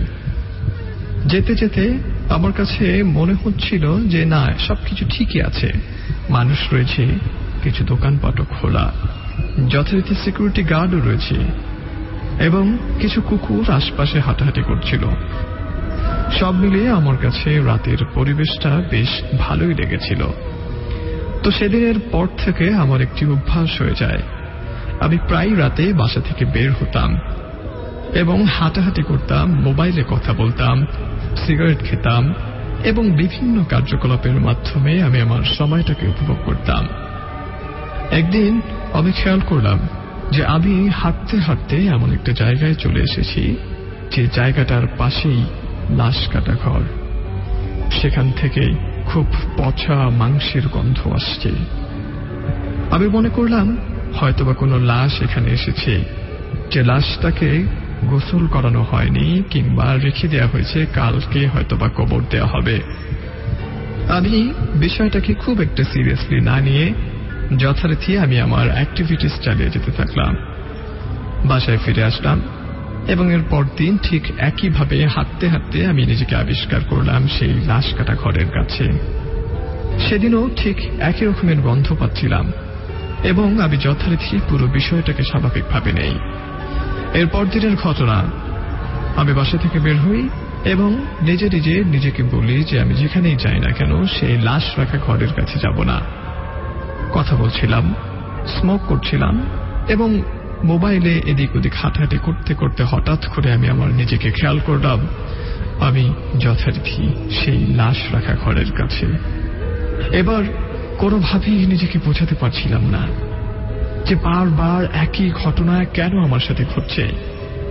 আমি আবারও এর পর দিন নিজেকে ডিটারমাইন্ড করি যে আমি আর বাসা থেকে বের হব না। তো সেদিন ছাদেই হাঁটাহাঁটি করছিলাম। হেঁটে তারপর আমি আমার বিছানায় গিয়ে ঘুমোতে যাব, এমন সময় খেয়াল করলাম যে আমি মরা পচা একটি লাশের গন্ধ পাচ্ছি। যে লাশের গন্ধ সময়ের সাথে সাথে বিকট বিশ্রী রূপ পরিণত হচ্ছে। আমি কিছুতেই ঘুমোতে পারছিলাম না। কোন রকম সেই রাতটা আমার কেটে যায়। পরদিন সকালে আমি ঘুমিয়ে পড়ি। ঘুম থেকে উঠে আমার মাকে সবকিছু খুলে বলি। তখন মা আমাকে বলে যে এসব কিছুই না, তুই বাসা থেকে আর রাতে বের হবি না এবং ছাদে যাবি না। তো ওই দিন রাতে আমি দরজা জানালা সবকিছু বন্ধ করে শুয়ে পড়েছি। হঠাৎ মাঝরাতে আমার ঘুম ভেঙে যায়। ঘুম ভেঙে আমি যা দেখলাম তা দেখার জন্য আমি মোটেও প্রস্তুত ছিলাম না। আমি দেখলাম আমার ডান পাশে একটা মৃত মানুষ শুয়ে আছে। আমি চিৎকার করে উঠি। আম্মা দৌড়ে চলে আসে। চলে আসার পর আমাকে বলে, কি হয়েছে তোর? আমি সবকিছু খুলে বললাম। মা ভালো করে খেয়াল করে দেখলেন যে আশেপাশে কিছুই নেই। তখন মা তারপর দিন আমাকে এবং সবকিছু খুলে বলেন। এরপর হুজুর আমাকে কিছু তাবিজ দেন এবং বাড়ির চারপাশে ঝুলে রাখার জন্য বলেন। তো সেদিন আমি খামখেয়ালি করে সেদিন কোনো কিছু না ঝুলিয়ে রাতে জেগে জেগে গান শুনছিলাম। হঠাৎ করে আমার মিউজিক প্লেয়ারটা বন্ধ হয়ে যায়। তারপর দেখলাম জানালা থেকে একটা বাতাস আসলো, মৃদু হাওয়ার মতো একটা বাতাস। এর কিছুক্ষণ পরে আমি খেয়াল করলাম যে সেই লাশের গন্ধটা আমি আবারও পাচ্ছি। এরপর আমি আর দেরি না করে মাকে ডাকি এবং ডেকে সবকিছু খুলে বলি। তখন মা কিছু পানি পড়া ছিটিয়ে দিয়ে আমার ঘরের চারপাশে সেই তাবিজগুলো ঝুলিয়ে দেয়। এরপর থেকে আমার সাথে আর এই ঘটনাটি ঘটেনি। ভালো লাগলে পড়ে শোনাবেন। ধন্যবাদ।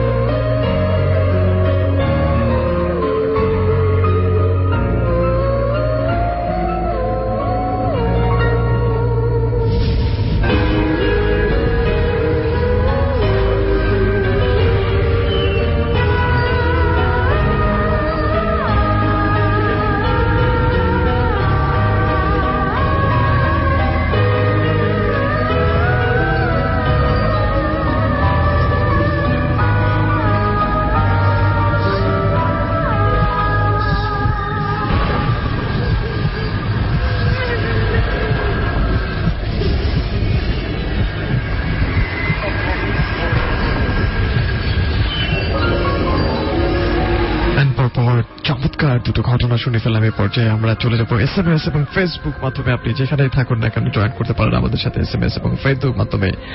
যদি জয়েন করতে চান SMS মাধ্যমে তাহলে সেলফোনের মেসেজ অপশনে চলে যাবেন, লিখে ফেলবেন AR স্পেস দিয়ে আপনার নেম এন্ড স্পেস দিয়ে আপনার লোকেশন এন্ড দেন আপনার কথাবার্তাগুলো লিখে সেন্ড করবেন 2323 এই নাম্বারটায়। ফেসবুকে যদি জয়েন করতে চান তাহলে চলে যাবেন facebook.com/Asian Radio সেই ঠিকানা এবং সেখানে ভূত রিলেটেড যে পোস্টটি দেওয়া আছে সেই পোস্টে ডেফিনেটলি আপনার মন্তব্য লিখুন, কেমন লাগছে আপনার কাছে সেই কথাবার্তাগুলো সেখানে লিখুন এন্ড দেন সেটি আমরা পড়ার চেষ্টা করব এখানটায়। আর যদি ঘটনা লিখে পাঠাতে চান ঘটনা লিখে পাঠিয়ে দিবেন facebook.com/bhautik90.8 এই ঠিকানায়। সেখান থেকে পড়বার জন্য facebook.com/bhautik90.8 আরেকটি বার বলছি facebook.com/bhautik90.8 সেই অ্যাড্রেসে আপনাকে পাঠিয়ে দিতে হবে এবং সেখান থেকে আমরা চেষ্টা করব ঘটনাটি কালেক্ট করবার জন্য এবং আমরা অন এয়ার করবার জন্য। এই মুহূর্তে যারা যেখান থেকে আমাদেরকে শুনছেন তাইলে টেক্সট করতে পারেন এয়ার লিখে সেলফোনের মেসেজ অপশনে গিয়ে দেন স্পেস দিয়ে নেম লোকেশন এন্ড দেন কথাবার্তা সবকিছু লিখে পাঠিয়ে দিন 2323 এই নাম্বারটা। সুজন খান তিনি বলছেন কনক ভাই আমি শুনছি হোসেনপুর কিশোরগঞ্জ থেকে অনেক ভয় লাগছে আজকের ঘটনাগুলো রয়েছেন তমাল চৌধুরী জয় তার ভয় লাগছে আজকের বিদায় লিখেছেন কনক ভাই কেমন আছেন? আমি ভৌতিকের নতুন ফ্রেন্ড আয়বপুর থেকে আমি এবং আমার বন্ধু শুনছি এবং খুব ভয় লাগছে। আরে আকরাম হোসেন রানা তিনি বলছেন ভাই আমি নবাবগঞ্জ থেকে শুনছি, অনেক অনেক ভালো লাগছে। সালমান রেজা তিনি বলছেন ভাই আমি Muhit Hasan Konok and nice story. PK Rasel আমাদের সাথে বলছেন যে তিনি বলছেন ভয় লাগছে পায়ের টিউন এরকম কিছু একটা নাম তিনি বলছেন ভাই আমি সদ্য ভাই যাত্রাবাড়ি থেকে বলছি 11 মাস পর আবারও তোমাদের শুনছি এবং অনেক অনেক ভালো লাগছে। মামুন মিসাদ বলছে এত ছোট গল্প পড়ে শোনানোটা আমাদের বিরক্ত লাগে, তাই সুতরাং বড় গল্প আপনি শুনতে চেয়েছেন ডেফিনেটলি আপনি পাঠিয়ে দিন, আমরা চেষ্টা করবো সেই ঘটনাগুলো প্লে করবার জন্য। ফারুক আহমেদ সুজন আবারও আমাদেরকে কমেন্ট করেছেন। শাহ আলম গোলাপ তিনি বলছেন আমার খুব ভয় করছে ভাইয়া কিন্তু খুব ভালো লাগছে সব মিলিয়ে। এবং আমাদেরকে এই মুহূর্তে রাফি বলছেন যে আজকের স্টোরিগুলো ডিফারেন্ট অ্যান্ড ইন্টারেস্টিং, অনেক ঘটনা রয়েছে যে ঘটনাগুলো আস্তে আস্তে আমরা শোনাবো। শাহ আফনওয়াজ অন্তু আমাদেরকে কমেন্ট করেছেন। অ্যালন কিউটি বয়েজ তার নাম, এবং আই থট যে নামটা চেঞ্জ করে ফেলানো উচিত। দুষ্টু Hakim alright, that's a very funny name. Atahar Rakib তিনি বলছেন কনক ভাই প্রথম গল্পটা ভালো ছিল অ্যান্ড সেকেন্ডটাও ভালো লেগেছে, আশা করি বাকিগুলো ভালো লাগবে। এবং মাঝখানে কিছু গল্প রয়েছে যে গল্পগুলো মানসম্মতের দিক থেকে একটু কম ভালো ছিল, বাট হোপফুলি আমরা চেষ্টা করবো যে পরের স্টোরিগুলো যেগুলো রয়েছে সেগুলো একটু ভালো করার জন্য, যেহেতু রাত 2টো পর্যন্ত রয়েছে। সো আরো গল্প রয়েছে। এই মুহূর্তে যদি চান ফেসবুক মাধ্যমে আপনি আপনার ঘটনা লিখে পাঠাবেন, তাহলে আপনার জন্য একটি অ্যাড্রেস হচ্ছে facebook.com/bhautik90.8। বারবার বলছি অ্যাড্রেস একটাই facebook.com/bhautik90.8। অর্থাৎ আপনাকে শুধুমাত্র ভৌতিকের পেজে এটি পাঠাতে হবে, অন্য কোনো পেজে পাঠালে বা এশিয়ান রেডিওর ফ্যান পেজে যদি পাঠান তাহলে হয়তো সেখান থেকে আমরা প্লে করার কোনো সুযোগ পাচ্ছি না। সো ডেফিনেটলি আপনাকে সেটি পাঠাতে হবে ভৌতিক পেজে। আরেকটি বার বলছি ভৌতিক বানান হচ্ছে BHOUTIK। ইমেল অ্যাড্রেসে যদি ঘটনা রেকর্ড করে পাঠাতে চান তাহলে ভৌতিক 90.8@gmail.com লিখতে হবে, ভৌতিক 90.8@gmail.com। SMS মাধ্যমে অনেকেই জয়েন করে রয়েছেন, অনেক SMS জমে আছে, সো কিছু SMS তো পড়তেই হবে। এসকে আলামিন কুমিল্লা থেকে আমাদেরকে শুনছেন, এবং প্রিয়াঙ্কা রায়েরবাগ থেকে, রাকিব কোনাবাড়ি থেকে, মন মাঝি ফ্রম মালিবাগ। দারুণ লাগছে সবগুলো ঘটনা। এবং রয়েছেন জাহিদুল ইসলাম নিশাদ মানিকগঞ্জ থেকে, ভাই আমি ভয় পাচ্ছেন না আপনি? অলরাইট, সো আমি মূলত এরকম শ্রোতাই খুঁজছি যারা ভয় পাচ্ছেন আবার ঘটনাগুলোকে বিশ্লেষণ করছে এবং তাদেরকে ভীষণ পছন্দ। আমার ফাহিম লিখেছেন, তিনি বলছেন আমি এবং আমার ওয়াইফ একসাথে, আপনারা নয় কালাচান থেকে আমি এবং আমার ওয়াইফ একসাথে শুনছি এবং ভালো লাগছে। অনেকেই এরকম শুনছেন, প্রণয় এবং ফাহিম তারা একই কাজ করছেন। সো হোপফুলি আপনিও হয়তো বা শুনছেন এমনি করে। রাকিব কোনাবাড়ি থেকে, মাহবিন ঢাকা থেকে, ভাই আমার স্যাটারডে নাইট লাইভ প্রোগ্রামটাকে হয় কিনা? না, স্যাটারডে নাইট লাইভ প্রোগ্রাম যেটা সেটা স্যাটারডে নাইট না, মাছরাঙ্গায় একটা প্রোগ্রাম হয়। সো স্যাটারডে রাত 11:30 যেটা হয়ে থাকে মাছরাঙ্গা টেলিভিশনে। প্রিয়াঙ্কা রায়েরবাগ থেকে তিনি আমাদেরকে শুনছেন। ফিলিং অ্যাফ্রেড মাহমুদুল জুরাইন থেকে আমাদের সাথে রয়েছেন। আলামিন কুমিল্লা থেকে শুনছেন এবং খুব ভয় লাগছে। জাহিদুল ইসলাম নিশাদ মানিকগঞ্জ থেকে, অনেকবার আমার আব্বুর সাথে ভৌতিক কোনো ঘটনা ঘটেছে, সেক্ষেত্রে বলবো যে আপনার আব্বার কাছ থেকে লাইভ রেকর্ড নিন এবং রেকর্ড করে সেটি পাঠিয়ে দিন ভৌতিক 90.8@gmail.com। ভৌতিক বানান হচ্ছে BHOUTIK 90.8@gmail.com সেই অ্যাড্রেসে। শাওন আমাদেরকে যশোর থেকে টেক্সট করেছেন। আর যদি চান আপনি ঘটনা রেকর্ড করে না, আপনি অবশ্যই সেটি লিখে পাঠাতে চান, তাহলে এর জন্য অ্যাড্রেসটি হচ্ছে facebook.com/bhautik90.8। ভৌতিকের বানান হচ্ছে BHOUTIK। সো ভৌতিক লিখে সার্চ দিলে আপনি আমাদের পেজটি পেয়ে যাবেন। আমানটা আমাদেরকে টেক্সট করেছেন যে আই জাস্ট লাভ ইট, এবং আমার একটা ঘটনা আছে পরের সপ্তাহে পাঠাবো। Yes, I am waiting for your story. Sheikh Amar Dhaka থেকে বলছেন আমি তোমার নিউ ফ্রেন্ড। নাবিলা নাইম মিরপুর থেকে বলছেন তৌফিক ভাইয়ের গল্প খুব গা ছমছমে হয়ে থাকে সাধারণত। ইয়েস, একদম ঠিক বলেছেন। রায়ান আমাদেরকে বংশাল থেকে বলেছেন যে ভয় করছে, কি করব? আই ডোন্ট নো, আপনি কাঁথামুড়ি দিয়ে ঘুমিয়ে পড়তে পারেন। ইন্দিরা জিৎ পল কেরানীগঞ্জ থেকে বলছেন hi bro how are you, last mail দুটি ভালো লেগেছে। এবং অনেকেই বলছেন যে লাস্ট মেইল দুটোর মধ্যে একটা ভালো ছিল, কেউ কেউ বলছেন যে ভালোই লাগেনি এবং কেউ কেউ বলছেন ভালো লাগছে। তো সবাই মিলেই আমরা তো এগিয়ে যাবো। কারোর কাছে কাছে ভালো লাগবে, কারো কাছে লাগবে না, and that's what is happening here. So সবাই শ্রোতা এবং everyone is very special for me. সাদি গুলশান থেকে বলছেন ভাই ঘটনাগুলো অনেক বেশি। Alright, thank you for your compliments or thank you for your maybe thank you so much for your comments রয়েছেন আমাদের সাথে এই মুহূর্তে। my name রয়েছেন অনেকগুলো বন্ধু। যদি স্টুডিওতে এসে কেউ ঘটনা শেয়ার করতে চান তাহলে আপনাকে সেলফোনের মেসেজ অপশনে গিয়ে লিখে ফেলতে হবে, আর স্পেস আপনার নেম এন্ড দেন আরেকটা স্পেস দিয়ে আপনার সেলফোন নাম্বার লিখে সেন্ড করতে হবে 2323 এই নাম্বারটা। আরেকটা ছোট ঘটনা শুনবো এবং এরপর বড় ঘটনাও আছে। সো সব মিলিয়ে রাত 2টো পর্যন্ত আপনি থাকছেন আর সে কনকের সাথে। সো রাইট নাও চলে যাচ্ছি নেক্সট স্টোরিতে। ভৌতিক 90.8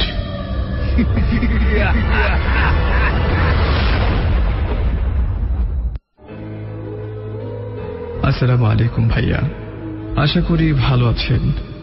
আমার নাম হিমেল, আমি লালবাগে থাকি। আমার বোন একজন ব্ল্যাক ম্যাজিক প্র্যাকটিস করা মহিলা, আমি তার সাথেই থাকতাম, একই সাথে বিছানা শেয়ার করতে হতো। তার অদ্ভুত আচরণ আমাকে মাঝে মধ্যেই চিন্তিত করে তুলত। একটা সময় আমি বুঝতে পারলাম আমার বোন ব্ল্যাক ম্যাজিক প্র্যাকটিস করে। আমার বোন বুঝতে পারে যে আমি তার সেই ব্যাপারটা ধরে ফেলেছি। সে প্রচন্ড চালাক হওয়ায় সে আমাকে বলল, তোমাকে ওয়ার্নিং দিচ্ছি, এরপর থেকে আমার কোনো ব্যক্তিগত বিষয় নিয়ে তুমি মাথা ঘামাবা না কিংবা কারোর সাথে কোনো কিছু শেয়ার করবা না। ব্যাপারটা বুঝতে পেরে আমি এরপর থেকে বোনের সাথে একই বিছানায় থাকা বন্ধ করি। আরেকটিবার বলছি, আমার তখন বয়স ছিল মাত্র 8 বছর। এর কিছুদিন পর আমার জেএসসি পরীক্ষা হয়ে যায়। তারপর আমি নানু বাড়িতে বেড়াতে যাই। সেখানে কিছু বন্ধু হয় আমার, তাদের সাথে বিকেলে আমি ক্রিকেট খেলতাম। ক্রিকেট খেলতে খেলতে একদিন সন্ধ্যা হয়ে যায়।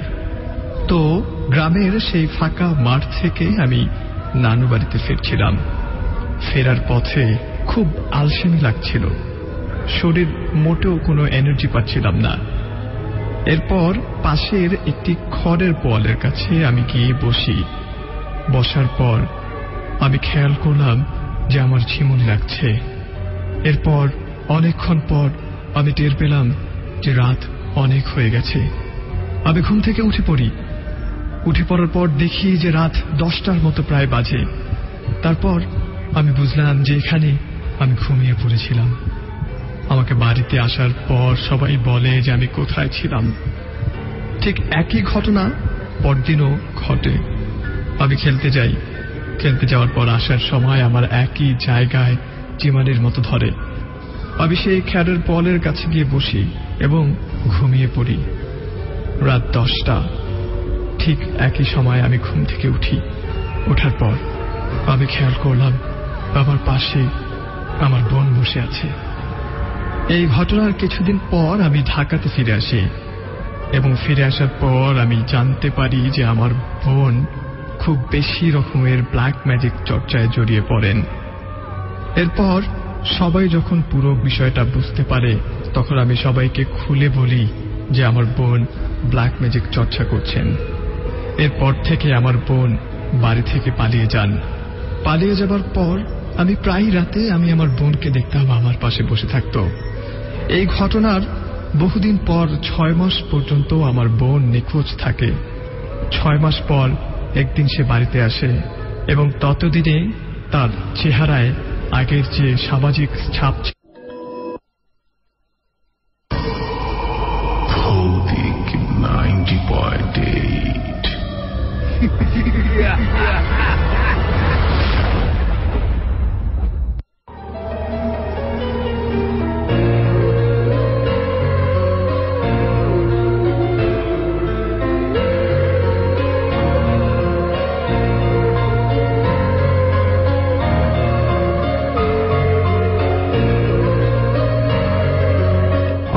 শেষ পর্যন্ত আমরা ঘটনাটা শুনতে পারলাম না। সো এই মুহূর্তে বলছি যে নেক্সট কোন এপিসোডে হয়তো এই ঘটনাটা আপনাদেরকে পড়ে শোনাবো আজকে।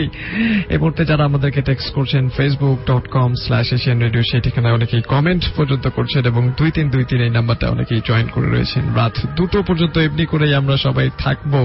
আপনি যদি আপনার কমেন্ট করতে চান তাহলে facebook.com/asianradio সেই ঠিকানায় চলে যাবেন। সুজন খান তিনি বলছেন, কনক ভাইয়া আমি শুনছি হোসেনপুর কিশোরগঞ্জ থেকে এবং অনেক ভয় লাগছে। আপনার এইচকে হৃদয় আমাদের সাথে অনেকদিন পর জয়েন করে ফেলেছে। তিনি বলছেন, কনক ভাই কেমন আছেন? আমি ভৌতিকের নিউ ফ্রেন্ড এবং আইয়ুবপুর থেকে আমি এবং আমার বন্ধুরা শুনছি এবং খুব ভয় পাচ্ছি। আর আকরাম হোসেন রানা রয়েছেন আমাদের সাথে, তিনি আমাদেরকে কমেন্ট করে যাচ্ছেন। পিকে রাসেল আমাদেরকে ফেসবুকে কমেন্ট করে যাচ্ছেন। এই মুহূর্তে আমরা SMS মাধ্যমে চলে যেতে চাই। SMS মাধ্যমে জয়েন করতে চাইলে AR স্পেস আপনার নেম স্পেস আপনার লোকেশন এন্ড দেন আপনার কথাবার্তাগুলো লিখে সেন্ড করতে হবে 2323 এই নাম্বারটা। আমাদেরকে রায়হান বংশাল থেকে সব জিনের কর্মকাণ্ড এরকম কিছু একটা আপনি আপনার মন্তব্য জানিয়েছেন। আলমগীর চৌধুরী and সাজু বাসাবো থেকে বলছেন, your histories are very nice and we are hearing regularly. Thank you so much both of you, Saju and Alamgir Chowdhury. Jasim আমাদেরকে উত্তর থেকে বলছেন, ভাই গল্পগুলো অনেক ভালো লাগছে। আবির খিলকের থেকে বলছেন, ভাই আরো ভয় পেতে চান আপনি। মার্শাল আমাদেরকে কমেন্ট করেছেন দিনাজপুর থেকে, খুব ভালো লাগছে কনক ভাই। দীপু খান বংশাল থেকে বলছেন যে শুনছি ফার্স্ট টাইম আমি আমার ওয়াইফ একসাথে নিয়ে যেমনটা আন্দাজ করেছিলাম। শামীম রয়েছেন আমাদের সাথে মোহাম্মদপুর থেকে, ভৌতিক শো শুনতে ভালো আর যতক্ষণ চলবে আপনাদের সাথেই আছি এবং আমার ভয় লাগছে না। Right, well done and bravo. Khan Mahmud Siddiqur Rahman Jatrabari থেকে বলছেন যে ভাইয়া কেমন আছেন? ভৌতিক এই প্রথম শুনলাম, খুব ভালো লাগছে। প্রতি বৃহস্পতিবার রাত 12টা থেকে 2টো পর্যন্ত আর যে কনকের সাথে হোপফুলি আপনিও জয়েন করবেন। রুমা গাজীপুর থেকে বলছেন, ভয় করছে, আমিও আমার বোন একসাথে শুনছি। আর রয়েছেন রায়হান বংশাল থেকে আমাদের সাথে, উজ্জ্বল শেরপুর থেকে মাসুক বলছেন অনেক ভয় লাগছে, তার জন্য অনেক অনেক ভালো লাগছে। এন্ড মুনহাজি ফ্রম মালিবাগ থেকে দারুণ লাগছে সবগুলো ঘটনা, এমনটাই আপনি বলেছেন। আসিফ খান আমাদের সাথে এই মুহূর্তে টেক্সট করেছেন, আকাশ ঢাকা থেকে খুব ভয় লাগছে ভাই। রায়হান বংশাল থেকে যে আপনি ভয় পান না কিসের জন্য, আই রিয়েলি ডোন্ট নো। এই মুহূর্তে অনিয়ার রুমের পরিবেশটা খুব বেশি রকমের ভয়ঙ্কর করে রেখেছি যাতে করে আমি গল্পের ভেতর জমে থাকতে পারি। ইনফ্যাক্ট প্রত্যেকটা লাইট পর্যন্ত অফ করে রেখেছি, শুধুমাত্র এই মুহূর্তে ডিভাইসের লাইটগুলো রয়েছে আমার সামনে, যেটার মাধ্যমে আমি দেখতে পাচ্ছি 3টা মনিটর, যে মনিটরের মাধ্যমে আপনাদের সাথে কানেক্টেড রয়েছি এবং কিছু ডিভাইসের লাইট মিলিয়ে আপনাদের সাথে এই মুহূর্তে ভয়ঙ্কর ভুতুরে একটা পরিবেশ। আর আই থিঙ্ক আপনিও একইভাবে উপভোগ করছেন ভৌতিক 90.8। জনি আমাদেরকে টেক্সট করেছেন যে 11 থেকে উত্তরা 11 নম্বর সেক্টর থেকে বলছেন, একাগারে ঘরে শুয়ে বাতি নিভিয়ে শুনছি এবং খুব ভালো লাগছে, কিন্তু আমার মেসেজ দিয়েছিলাম তুমি মেসেজটা পড়োনি। অলরাইট, এখন পড়ে ফেললাম। হৃদয় ভাটারা থেকে বলছেন, ভাই মেডিকেলের গল্প শোনান। অলরাইট, এবং অনেকগুলো মেডিকেলের গল্প আমি অলরেডি কালেক্ট করে ফেলেছি, একটু ওয়েট করতে হবে। নেক্সট উইকে কিংবা তার পরের উইকের মধ্যে ইনশাল্লাহ আমি ট্রাই করবো এগুলো অনিয়ার করবার জন্য। এমনি জাহিদুল ইসলাম নিশাদ আমাদেরকে মানিকগঞ্জ থেকে ভয় পাওয়ার মতো গল্প শোনাও ভাইয়া। ওয়েল, আলমগীর চৌধুরী আমাদেরকে এগেইন টেক্সট করছেন। আপনি টেক্সট করতে চাইলে সেলফোনের মেসেজ অপশনে চলে যাবেন, লিখে ফেলবেন AR স্পেস নেম স্পেস আপনার লোকেশন এন্ড দেন কথাবার্তাগুলো সেন্ড করবেন 2323 এই নাম্বারটায়। ফ্রিডম সবুজ সবসময় আমাদেরকে কমেন্ট করেই যাচ্ছেন এবং সাথেই রয়েছেন তার বন্ধু বান্ধব। তারাই উত্তরা থেকে খুব ভালো লাগছে। রাজীব বলছেন ফতুল্লা থেকে ভয় লাগছে না। অলরাইট, আপনাকে স্বাগতম জানাচ্ছি। ভয় যাদের না লাগে তাদেরকে মোস্ট ওয়েলকাম এবং যাদের ভয় লাগছে তাদেরকে ওয়েলকাম। ইসমাইল মিরপুর 1 থেকে বলছেন অনেক ভালো লাগছে। উত্তরা থেকে আমাদেরকে জাকারিয়া, নীরব, আনোয়ার, লালচান, বাদশাহ আমরা একসাথে শুনছি, তবু অনেক ভয় লাগছে। আকাশ আবার অনেকেই বলছে 4-5 একসাথে শুনছে, but still they are afraid of ghost এবং এই এপিসোডগুলো শুনে তাদের কাছে ভয় লাগছে। সো এই মুহূর্তে আমি বলছি যারা স্টোরি পাঠাতে চান স্টোরিটা সবার আগে লিখে ফেলবেন এবং তারপর চলে যাবেন facebook.com/ভৌতিক 90.8 এর পেজে, ভৌতিকের পেজে, অর্থাৎ BHOUTIK লিখে সার্চ দিলেই ফেসবুকে পেয়ে যাবেন। তারপর সেই পেজে ঘটনাটা লিখে পাঠিয়ে দিতে হবে। ইমেল অ্যাড্রেসের মাধ্যমে রেকর্ড করে যদি পাঠাতে চান তাহলে সেই অপশনও খোলা রয়েছে। সবার আগে আপনাকে রেকর্ড করে ফেলতে হবে এবং তারপর সেই ঘটনাটা পাঠিয়ে দিতে হবে ভৌতিক 90.8@gmail.com, ভৌতিক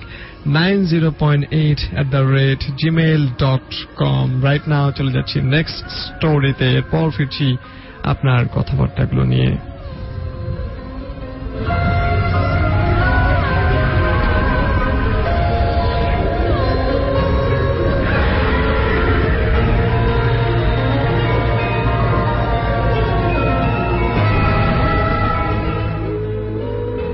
আসসালামু আলাইকুম ভাইয়া।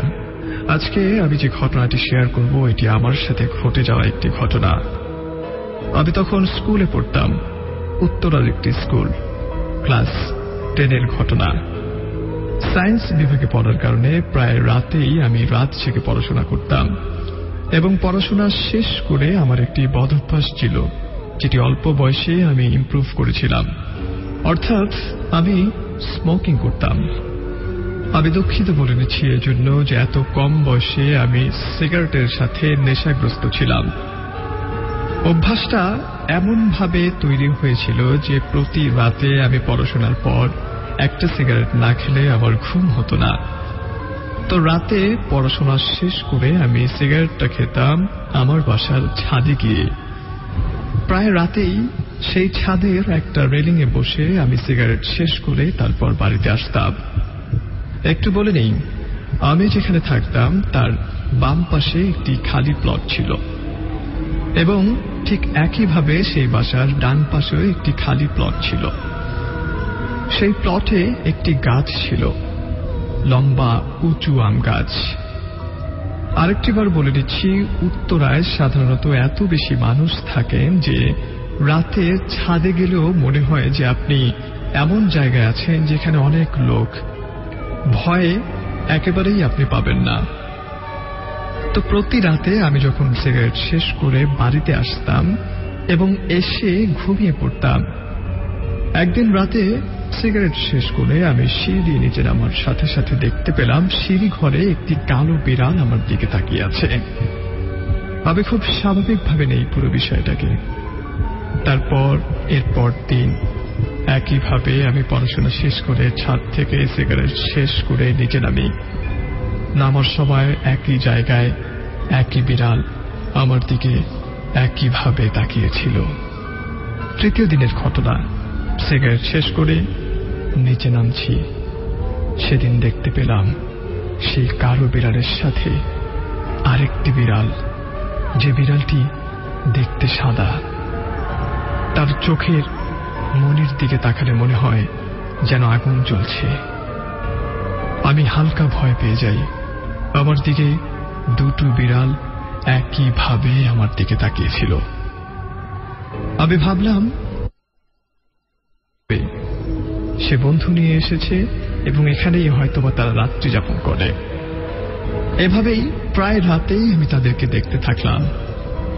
হঠাৎ একদিন রাতে আমি খেয়াল করলাম যে রেলিং এর পাশে বসে আমি সিগারেট খাচ্ছি, সেই রেলিং এর উপরে আমার পাশে দুটো বিড়াল বসে আছে। তারা আমার দিকে তাকিয়ে আছে। তাদের চাউনিতে ভয়ঙ্কর একটা ছাপ, যেন তারা আমাকে বলছে যে তুই এখানে কি করছিস, তোকে এখনই আমরা এখান থেকে ফেলে দিব। আমি প্রচন্ড ভয় পেয়ে যাই। সিগারেট ফেলে তাড়াতাড়ি আমি রেলিং থেকে নেমে বসি।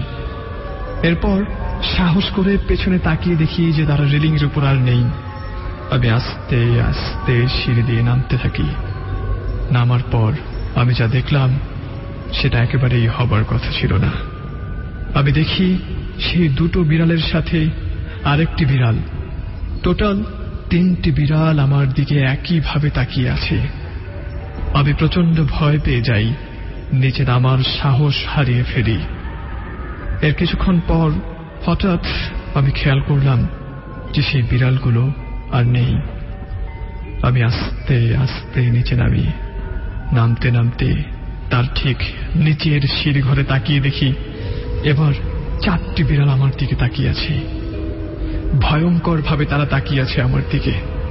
এই দৃষ্টি কোনোভাবেই অবজ্ঞা করার মতো নয়। আমার কাছে একই ঘটনা বারবার ঘটার কারণে আমি একেবারেই ভয় পাচ্ছিলাম না। এবার নিজের মধ্যে সাহস জোগাই। সাহস জুগিয়ে তারপর খুব জোরে জোরে নিচে নামবো এরকম পদক্ষেপ তারা বুঝতে পেরে তাদের ভেতর থেকে আমি শুনতে পাই কোনো একটা বিড়াল খুব জোরে জোরে শ্বাস নিচ্ছে, যে শ্বাস নেওয়ার শব্দ কোনো বিড়ালের হতে পারে না।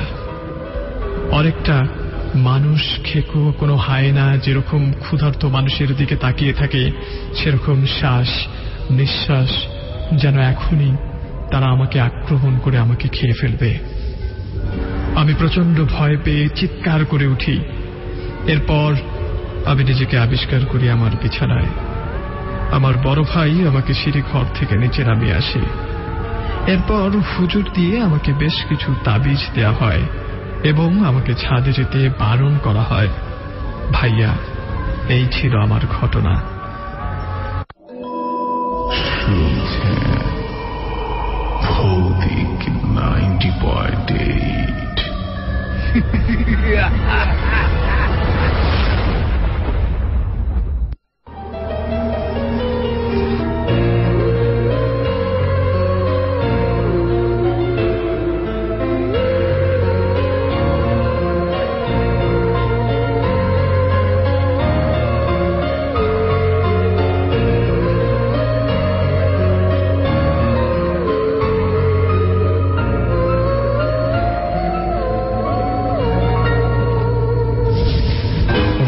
একটা কটক রয়েছি আপনার সাথে উইথ মাই শো ভৌতিক 90.8।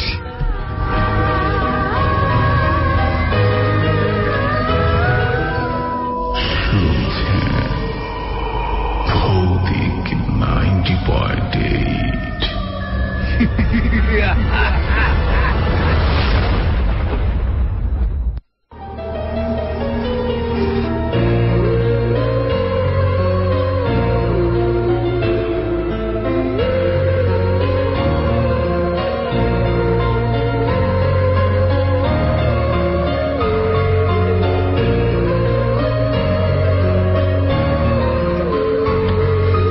SMS মাধ্যমে অনেকগুলো বন্ধু জয়েন করে ফেলেছেন, যাদের মধ্যে এই মুহূর্তে আমাদের সাথে রয়েছেন আহান রুবেল নর্থ বাড্ডা থেকে, stories very fantastic. Imran Mallick আমাদেরকে টেক্সট করেছেন পল্টন থেকে, ভাই একা একা শুনছি, খুব ভয় পাচ্ছি। হাবিব খান সাবার থেকে বলছেন, ভাইয়া আপনার নিউ লিসেনার, খুব ভালো লাগছে আর ভয় লাগছে। শাহিন মালিবাগ থেকে বলছেন যে ভাইয়া খুব ভয় পাচ্ছে, আমরা একসাথে তোমাকে শুনছি। জসিম রয়েছেন আমাদের সাথে, তোমার কথাগুলো অনেক বেশি ভালো লাগে। SMS-টা পড়ো প্লিজ। আতিক তাঁতি বাজার থেকে, ভাই অনেক অনেক ভয় করছে। এমডি জাহিদুল ইসলাম নিশাদ আমাদেরকে মানিকগঞ্জ থেকে বলছেন যে ভাই গল্পগুলো ভালো লাগছে। আবির খিলকে থেকে বলছেন ভাই ভালো লাগছে, কি করব। আবু খায়ের নরসিংদী থেকে আমাদেরকে টেক্সট করেছেন। মাসুদ চক বাজার থেকে আমাদেরকে টেক্সট করেছেন। আকাশ বলছেন লাভ ইউ ভাইয়ান, আওসাম লাগছে। জাকিয়া হোসেন আজিফা আমাদেরকে ধানবন্ডি থেকে টেক্সট করেছেন, তিনি বলছেন তোমার প্রত্যেকটা এপিসোড অত্যন্ত চরম, আশা করি আরো বেশি ভালো হবে। Thank you so much.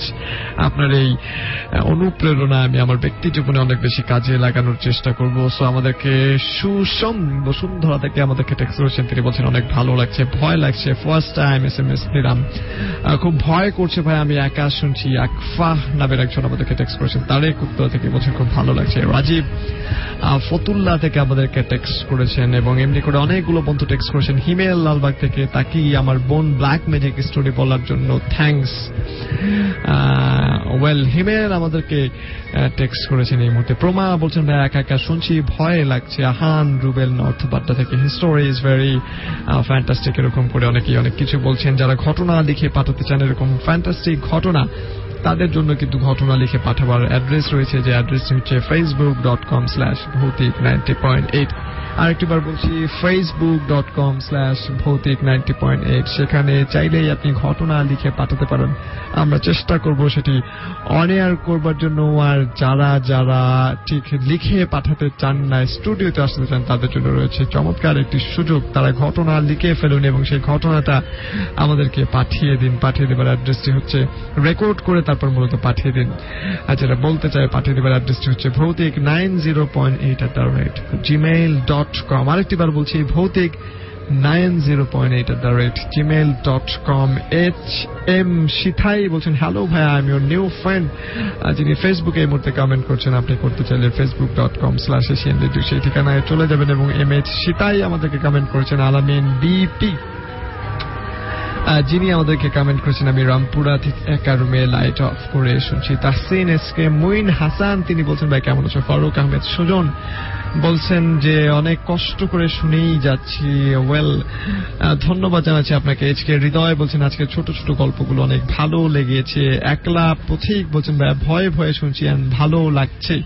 Atahar Rakib বলছেন ব্রো কেমন আছো? ভালো আছি। সিঙ্গার সাকিব জিসান খান তিনি আমাদেরকে কমেন্ট করেছেন আপনার নিউ শো ফার্স্ট টাইম শুনছি আপনার শো এন্ড অনেক ভালো লাগছে এবং খুব ভয় লাগছে। আদনান রয়েছেন আমাদের সাথে। রাজন খান রাজ তিনি বলছেন যে ছো করে লিখতে হবে নাকি পরে লিখে এশিয়ান রেডিওতে কমেন্ট করলে আপনি পড়ে শোনাবেন? মোটেও না, আমরা ঘটনাটা আপনি লিখবেন এবং লিখে আমাদের ফেসবুক ফ্যান পেজ রয়েছে, যে ফ্যান পেজের অ্যাড্রেস হচ্ছে facebook.com/ভৌতিক90.8 ভৌতিক90.8 অর্থাৎ ভৌতিক পেজে আপনাকে সেন্ড করতে হবে। এশিয়ান রেডিও যে ফ্যান পেজ রয়েছে সেই ফ্যান পেজে না, তাও কমেন্টের মাধ্যমে না, SMS এর মাধ্যমে অর্থাৎ ইনবক্স করে তারপর আপনাকে সেই ঘটনাটা পাঠাতে হবে, তবেই সেটি অন এয়ার হবার সম্ভাবনা রয়েছে। আবরার খান আমাদেরকে কমেন্ট করছেন এই মুহূর্তে এবং আমরা যেই মাধ্যমটায় মূলত স্টোরি কালেক্ট করছি, very simple and very easy way. So আপনারা সাথেই থাকুন এবং গল্পগুলো লিখে আমাদেরকে পাঠাতে থাকুন। হিমেল লালবাগ থেকে পুনরায় আমাদেরকে টেক্সট করেছেন ভাই স্টোরি দিব এবং ভালো লাগলে প্লিজ পড়বেন। অফকোর্স আমরা স্টোরিটা লিখে পাঠাবেন সুন্দর করে, ইংলিশে না। আকাশ রয়েছেন আমার কাছে একটা ঘটনা আছে ভূতের, 2টি রামপুরা থেকে আমাদেরকে বলছেন হেই ব্রো ভয় লাগছে কিন্তু একটা গল্প পুরোটা বলেননি কিসের জন্য? পুরোটা ছিল না মূলত, যেটা পড়তে গিয়ে বুঝতে পারলাম। প্রোমা আজকে কার স্টোরিগুলো ভালো লেগেছে? আজকে সব থেকে ভালো লেগেছে কার স্টোরি সেটাও একটা প্রশ্ন হতে পারে। আতিক বলছেন ভাই ধন্যবাদ, ইউর মোস্ট ওয়েলকাম আমাদের সাথে থাকবার জন্য। হিমেল পুনরায় আমাদেরকে টেক্সট করেই যাচ্ছেন এবং এই মুহূর্তে স্টুডিওর ঘড়ি বলছে সময়ের রাত 1:54। আরো বেশ কিছু স্টোরি না আরেকটি ঘটনা আপনাদেরকে বলতে চাই, বাট আপনাকে বারবার বলছি আপনি যদি ঘটনা লিখে আমাদেরকে পাঠাতে চান facebook.com/ভৌতিক90.8 সেইখানটায় ঘটনা লিখে পাঠিয়ে দিন, আমরা চেষ্টা করবো সেটি অন এয়ার করবার জন্য। ভৌতিক90.8 সেখানে অবশ্যই ভৌতিকের যে ফ্যান পেজ রয়েছে সেখানে, আর কমেন্ট এই মুহূর্তে করতে চাইলে এশিয়ান রেডিওর ফ্যান পেজে আপনাকে কমেন্ট করতে হবে। গুগলের যে জিমেইল অ্যাড্রেসটি রয়েছে সেই জিমেইল অ্যাড্রেসে ঘটনা রেকর্ড করে আপনাকে পাঠাতে হবে ভৌতিক90.8@gmail.com ভৌতিক90.8@gmail.com। শিফাত আহমেদ ফারুক রামপুরা থেকে বলছেন ভাই আমার মামা এন্ড ভাগিনা মিলে স্টোরি শুনছি, খুব ভালো লাগছে, অনেক ভয় পাচ্ছি, বাট আমার মামা আমাকে সাহস দিচ্ছে। আকাশ খান তিনি আমাদেরকে বলছেন আই লাভ ভৌতিক এফএম ভাই, আমি আপনার অনেক বড় একজন ভক্ত। নূর নাহার তন্নি বলছেন ঢাকা থেকে আমি তোমাদের অনেক বেশি বিশাল ফ্যান এবং এবারের এপিসোড আমার কাছে অনেক বেশি স্কোয়ার্ড লেগেছে। রাব্বি হোসেন আমার ভয় লাগছে এবং হসপিটালের গল্প শোনাতেছেন। হসপিটালের একটা গল্প আমি কালেক্ট করেছি, সেই গল্পটাও শোনাবো, বাট এই মুহূর্তে চলে যাবো আরেকটা গল্পের পর আপনার SMS এবং কমেন্টগুলো নিয়ে ফিরছি একটু পর। শুনছেন ভৌতিক 90.8।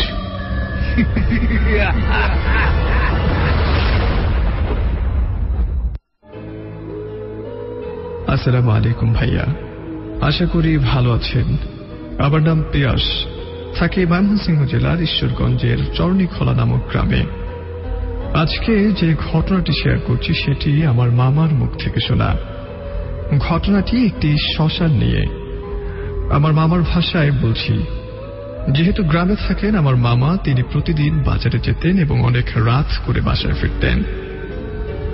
একদিন বাজার থেকে আসতে আসতে প্রায় রাত 1টা বেজে যায়। বেশ গরম লাগছিল। আমার মামা হঠাৎ খোলা মাঠ দেখতে পান। ফাঁকা মাঠ দেখে মামা ভাবলেন গরম লাগছে যখন একটু দাঁড়িয়ে যাই। আর খোলা মাঠ হওয়ার কারণে বেশ বাতাস ছিল। ঘুটঘুটে অন্ধকার হওয়ায় তিনি কিছু দেখতে পাচ্ছিলেন না। কিছুক্ষণ ওই মাঠে দাঁড়িয়ে তিনি অদ্ভুত একটি গন্ধ পান। গন্ধটি ছিল অনেকটা পোড়া মাংসের গন্ধ। আমার মামা একটু অদ্ভুত লাগলো বিষয়টা, এত রাতে মাংস পোড়া গন্ধ আসছে কোথা থেকে। তার কিছুক্ষণ পর মামা দেখতে পেল হাতে হারিকেন নিয়ে একজন এদিকে আসছেন। কাছে আসার পর মামা দেখতে পেলেন লোকটি একজন হিন্দু এবং একজন পুরোহিত। ওই পুরোহিত মামাকে বলল, কে তুমি? এত রাতে তুমি শ্মশানে কি করছো? জায়গাটি ভালো না, বাড়িতে চলে যাও। মামা কথাটি শুনে অবাক হয়ে যান এবং তিনি ওই স্থান ত্যাগ করেন। সকালে মামা ওই স্থানে যান এবং তিনি দেখতে পান, হ্যাঁ, ওইটি একটি শ্মশান ছিল। এবং তিনি আরো দেখতে পেলেন, তিনি রাতে যে স্থানে দাঁড়িয়েছিলেন সেই স্থানটি ছিল হিন্দুরা যে স্থানে লাশ পুড়ায় সেই স্থান। যাই হোক, তিনি দেখলেন একজন লোক ওই স্থান পরিষ্কার করছে। ওই লোকটিকে মামা জিজ্ঞেস করল, আচ্ছা, এখানে প্রায় 70 বছর বয়সের পুরোহিত ছিল, ওনার বাসাটা কোথায় বলতে পারেন? লোকটি উত্তরে বলল, উনি তো গতকাল সন্ধ্যায় মারা গিয়েছে। মামা শুনে শরীরের সব লোম দাঁড়িয়ে যায়। সে মধ্যরাতে যে মানুষটির সাথে কথা বলে সে মূলত মৃত মানুষ ছিলেন। মামা আরো শুনতে পেলেন যে ওই পুরোহিত লাশটি পুরাতে দেরি হওয়ায় তার লাশটা যে পড়ে থাকে, মানে ছাইগুলো রাতে ওই স্থানে ছিল। মামা বুঝতে পারে যে মাংস পুরা গন্ধটা ওই ছাই থেকে আসছিল। মামা শ্মশান থেকে বাড়িতে ফেরেন এবং প্রচন্ড জ্বর অনুভব করেন। প্রায় 32 দিন পর তার জ্বর ভালো হয়। বর্তমানে ওই স্থানে শ্মশানটি নেই, ওই স্থানে একটি মসজিদ তৈরি হয়েছে। মামা আমার সাথে ঘটনাটি শেয়ার করার সময় তার গায়ের লোম দাঁড়িয়ে গিয়েছিল। এই ছিল সত্য ঘটে যাওয়া আমার মামার সাথে ঘটনা। ভালো লাগলে শেয়ার করবেন।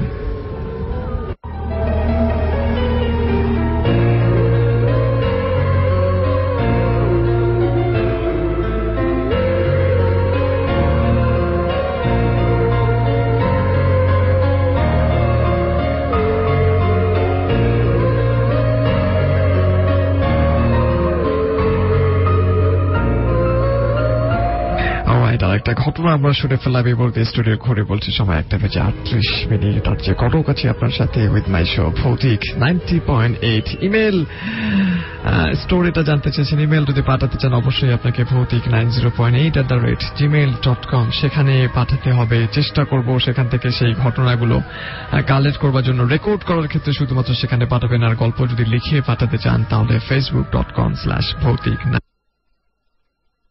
হবে।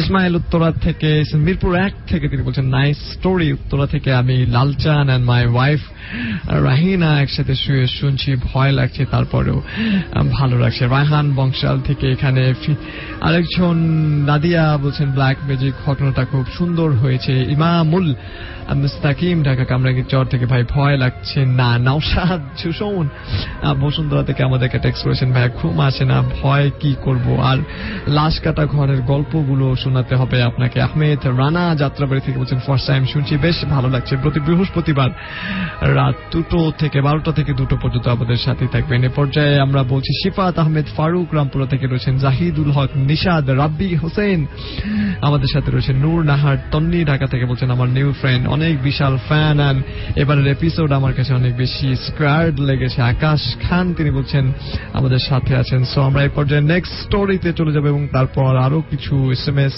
এবং আপনার কথাবার্তা নিয়ে ফিরছি একটু পর।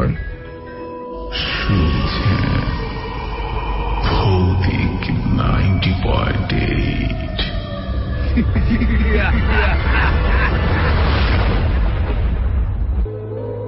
আসসালামু আলাইকুম ভাইয়া, আমি তৌফিক ওমর সজীব, রাজবাড়ী জেলার কাজীপাতা থেকে লিখলাম। ভালো লাগলে শেয়ার করবেন। আজকে যে ঘটনাটা আমি আপনাকে বলে শোনাতে যাচ্ছি, এই ঘটনাটা আমাকে বলছে আমার এক প্রতিবেশী বড় ভাই। ঘটনাটি ভালোভাবে বলার জন্য তার ভাষায় বলছি। 2006 সাল। আমার বউ তখন অনেক অসুস্থ থাকার কারণে রাজবাড়ী সদর হসপিটালে অ্যাডমিট করাই। হসপিটালের ভেতরের টয়লেটগুলোর অবস্থা খুব খারাপ থাকার কারণে আমি প্রায় রাত 3টার দিকে টয়লেটে যাওয়ার জন্য প্রস্তুত হতাম। বাইরের টয়লেটটা ছিল ডোম রুমের সাথে, অর্থাৎ যেখানে লাশ কাটা হয় সেই ঘরের পাশে। আমি টয়লেট শেষ করে একটা সিগারেট জ্বালিয়ে হাঁটছিলাম আর স্মোকিং করছিলাম। হঠাৎ কে যেন বলল, বাবা সিগারেট খেও না, পরিণাম ভালো হবে না। তখন দেখি ডোম ঘরের বারান্দায় গ্রিলের দরজা খুলে বেশ উঁচু লম্বা একটা লোক তার দিকে আসছে এবং সে বলছে, সিগারেট খেও না। আমি তাকে সালাম দিলাম, তারপর বললাম, আপনি কে? উত্তরে সে বলে আমি এই ডোমের পাহারাদার। তখন তিনি বললেন যে আজকে একটা লোক মারা গেছে, তার লাশটা দেখতে অনেক ভয় লাগে, খুব বিশ্রী দেখাচ্ছে তার মুখমণ্ডল, অ্যাক্সিডেন্টের রোগী, বাসের চাকাটা তার মাথার উপর দিয়ে চলে গেছে। তবে শুনে খুবই আফসোস করলাম। তখন ওই লোকটাকে আমি বললাম যে চলেন লাশটা আমি দেখব।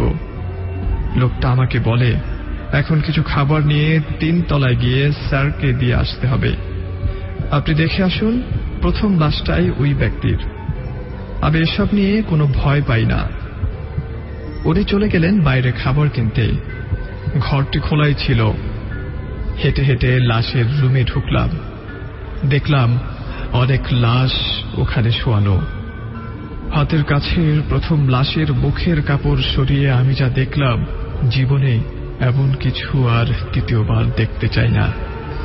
দেখলাম যেই পাহারাদারের সাথে আমি মাত্র কথা বললাম, সে লাশ হয়ে শুয়ে আছে এবং আমার দিকে চোখ বড় বড় করে তাকিয়ে আছে।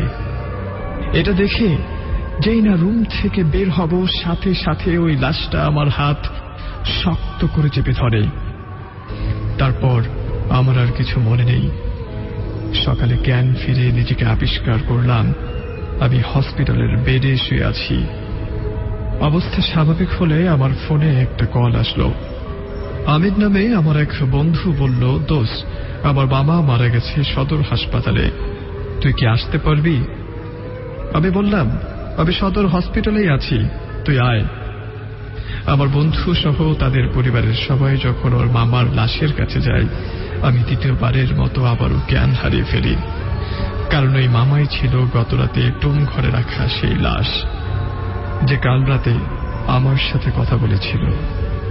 ভাইয়া, এই ছিল আমার ঘটনা। ভালো লাগলে শেয়ার করবেন।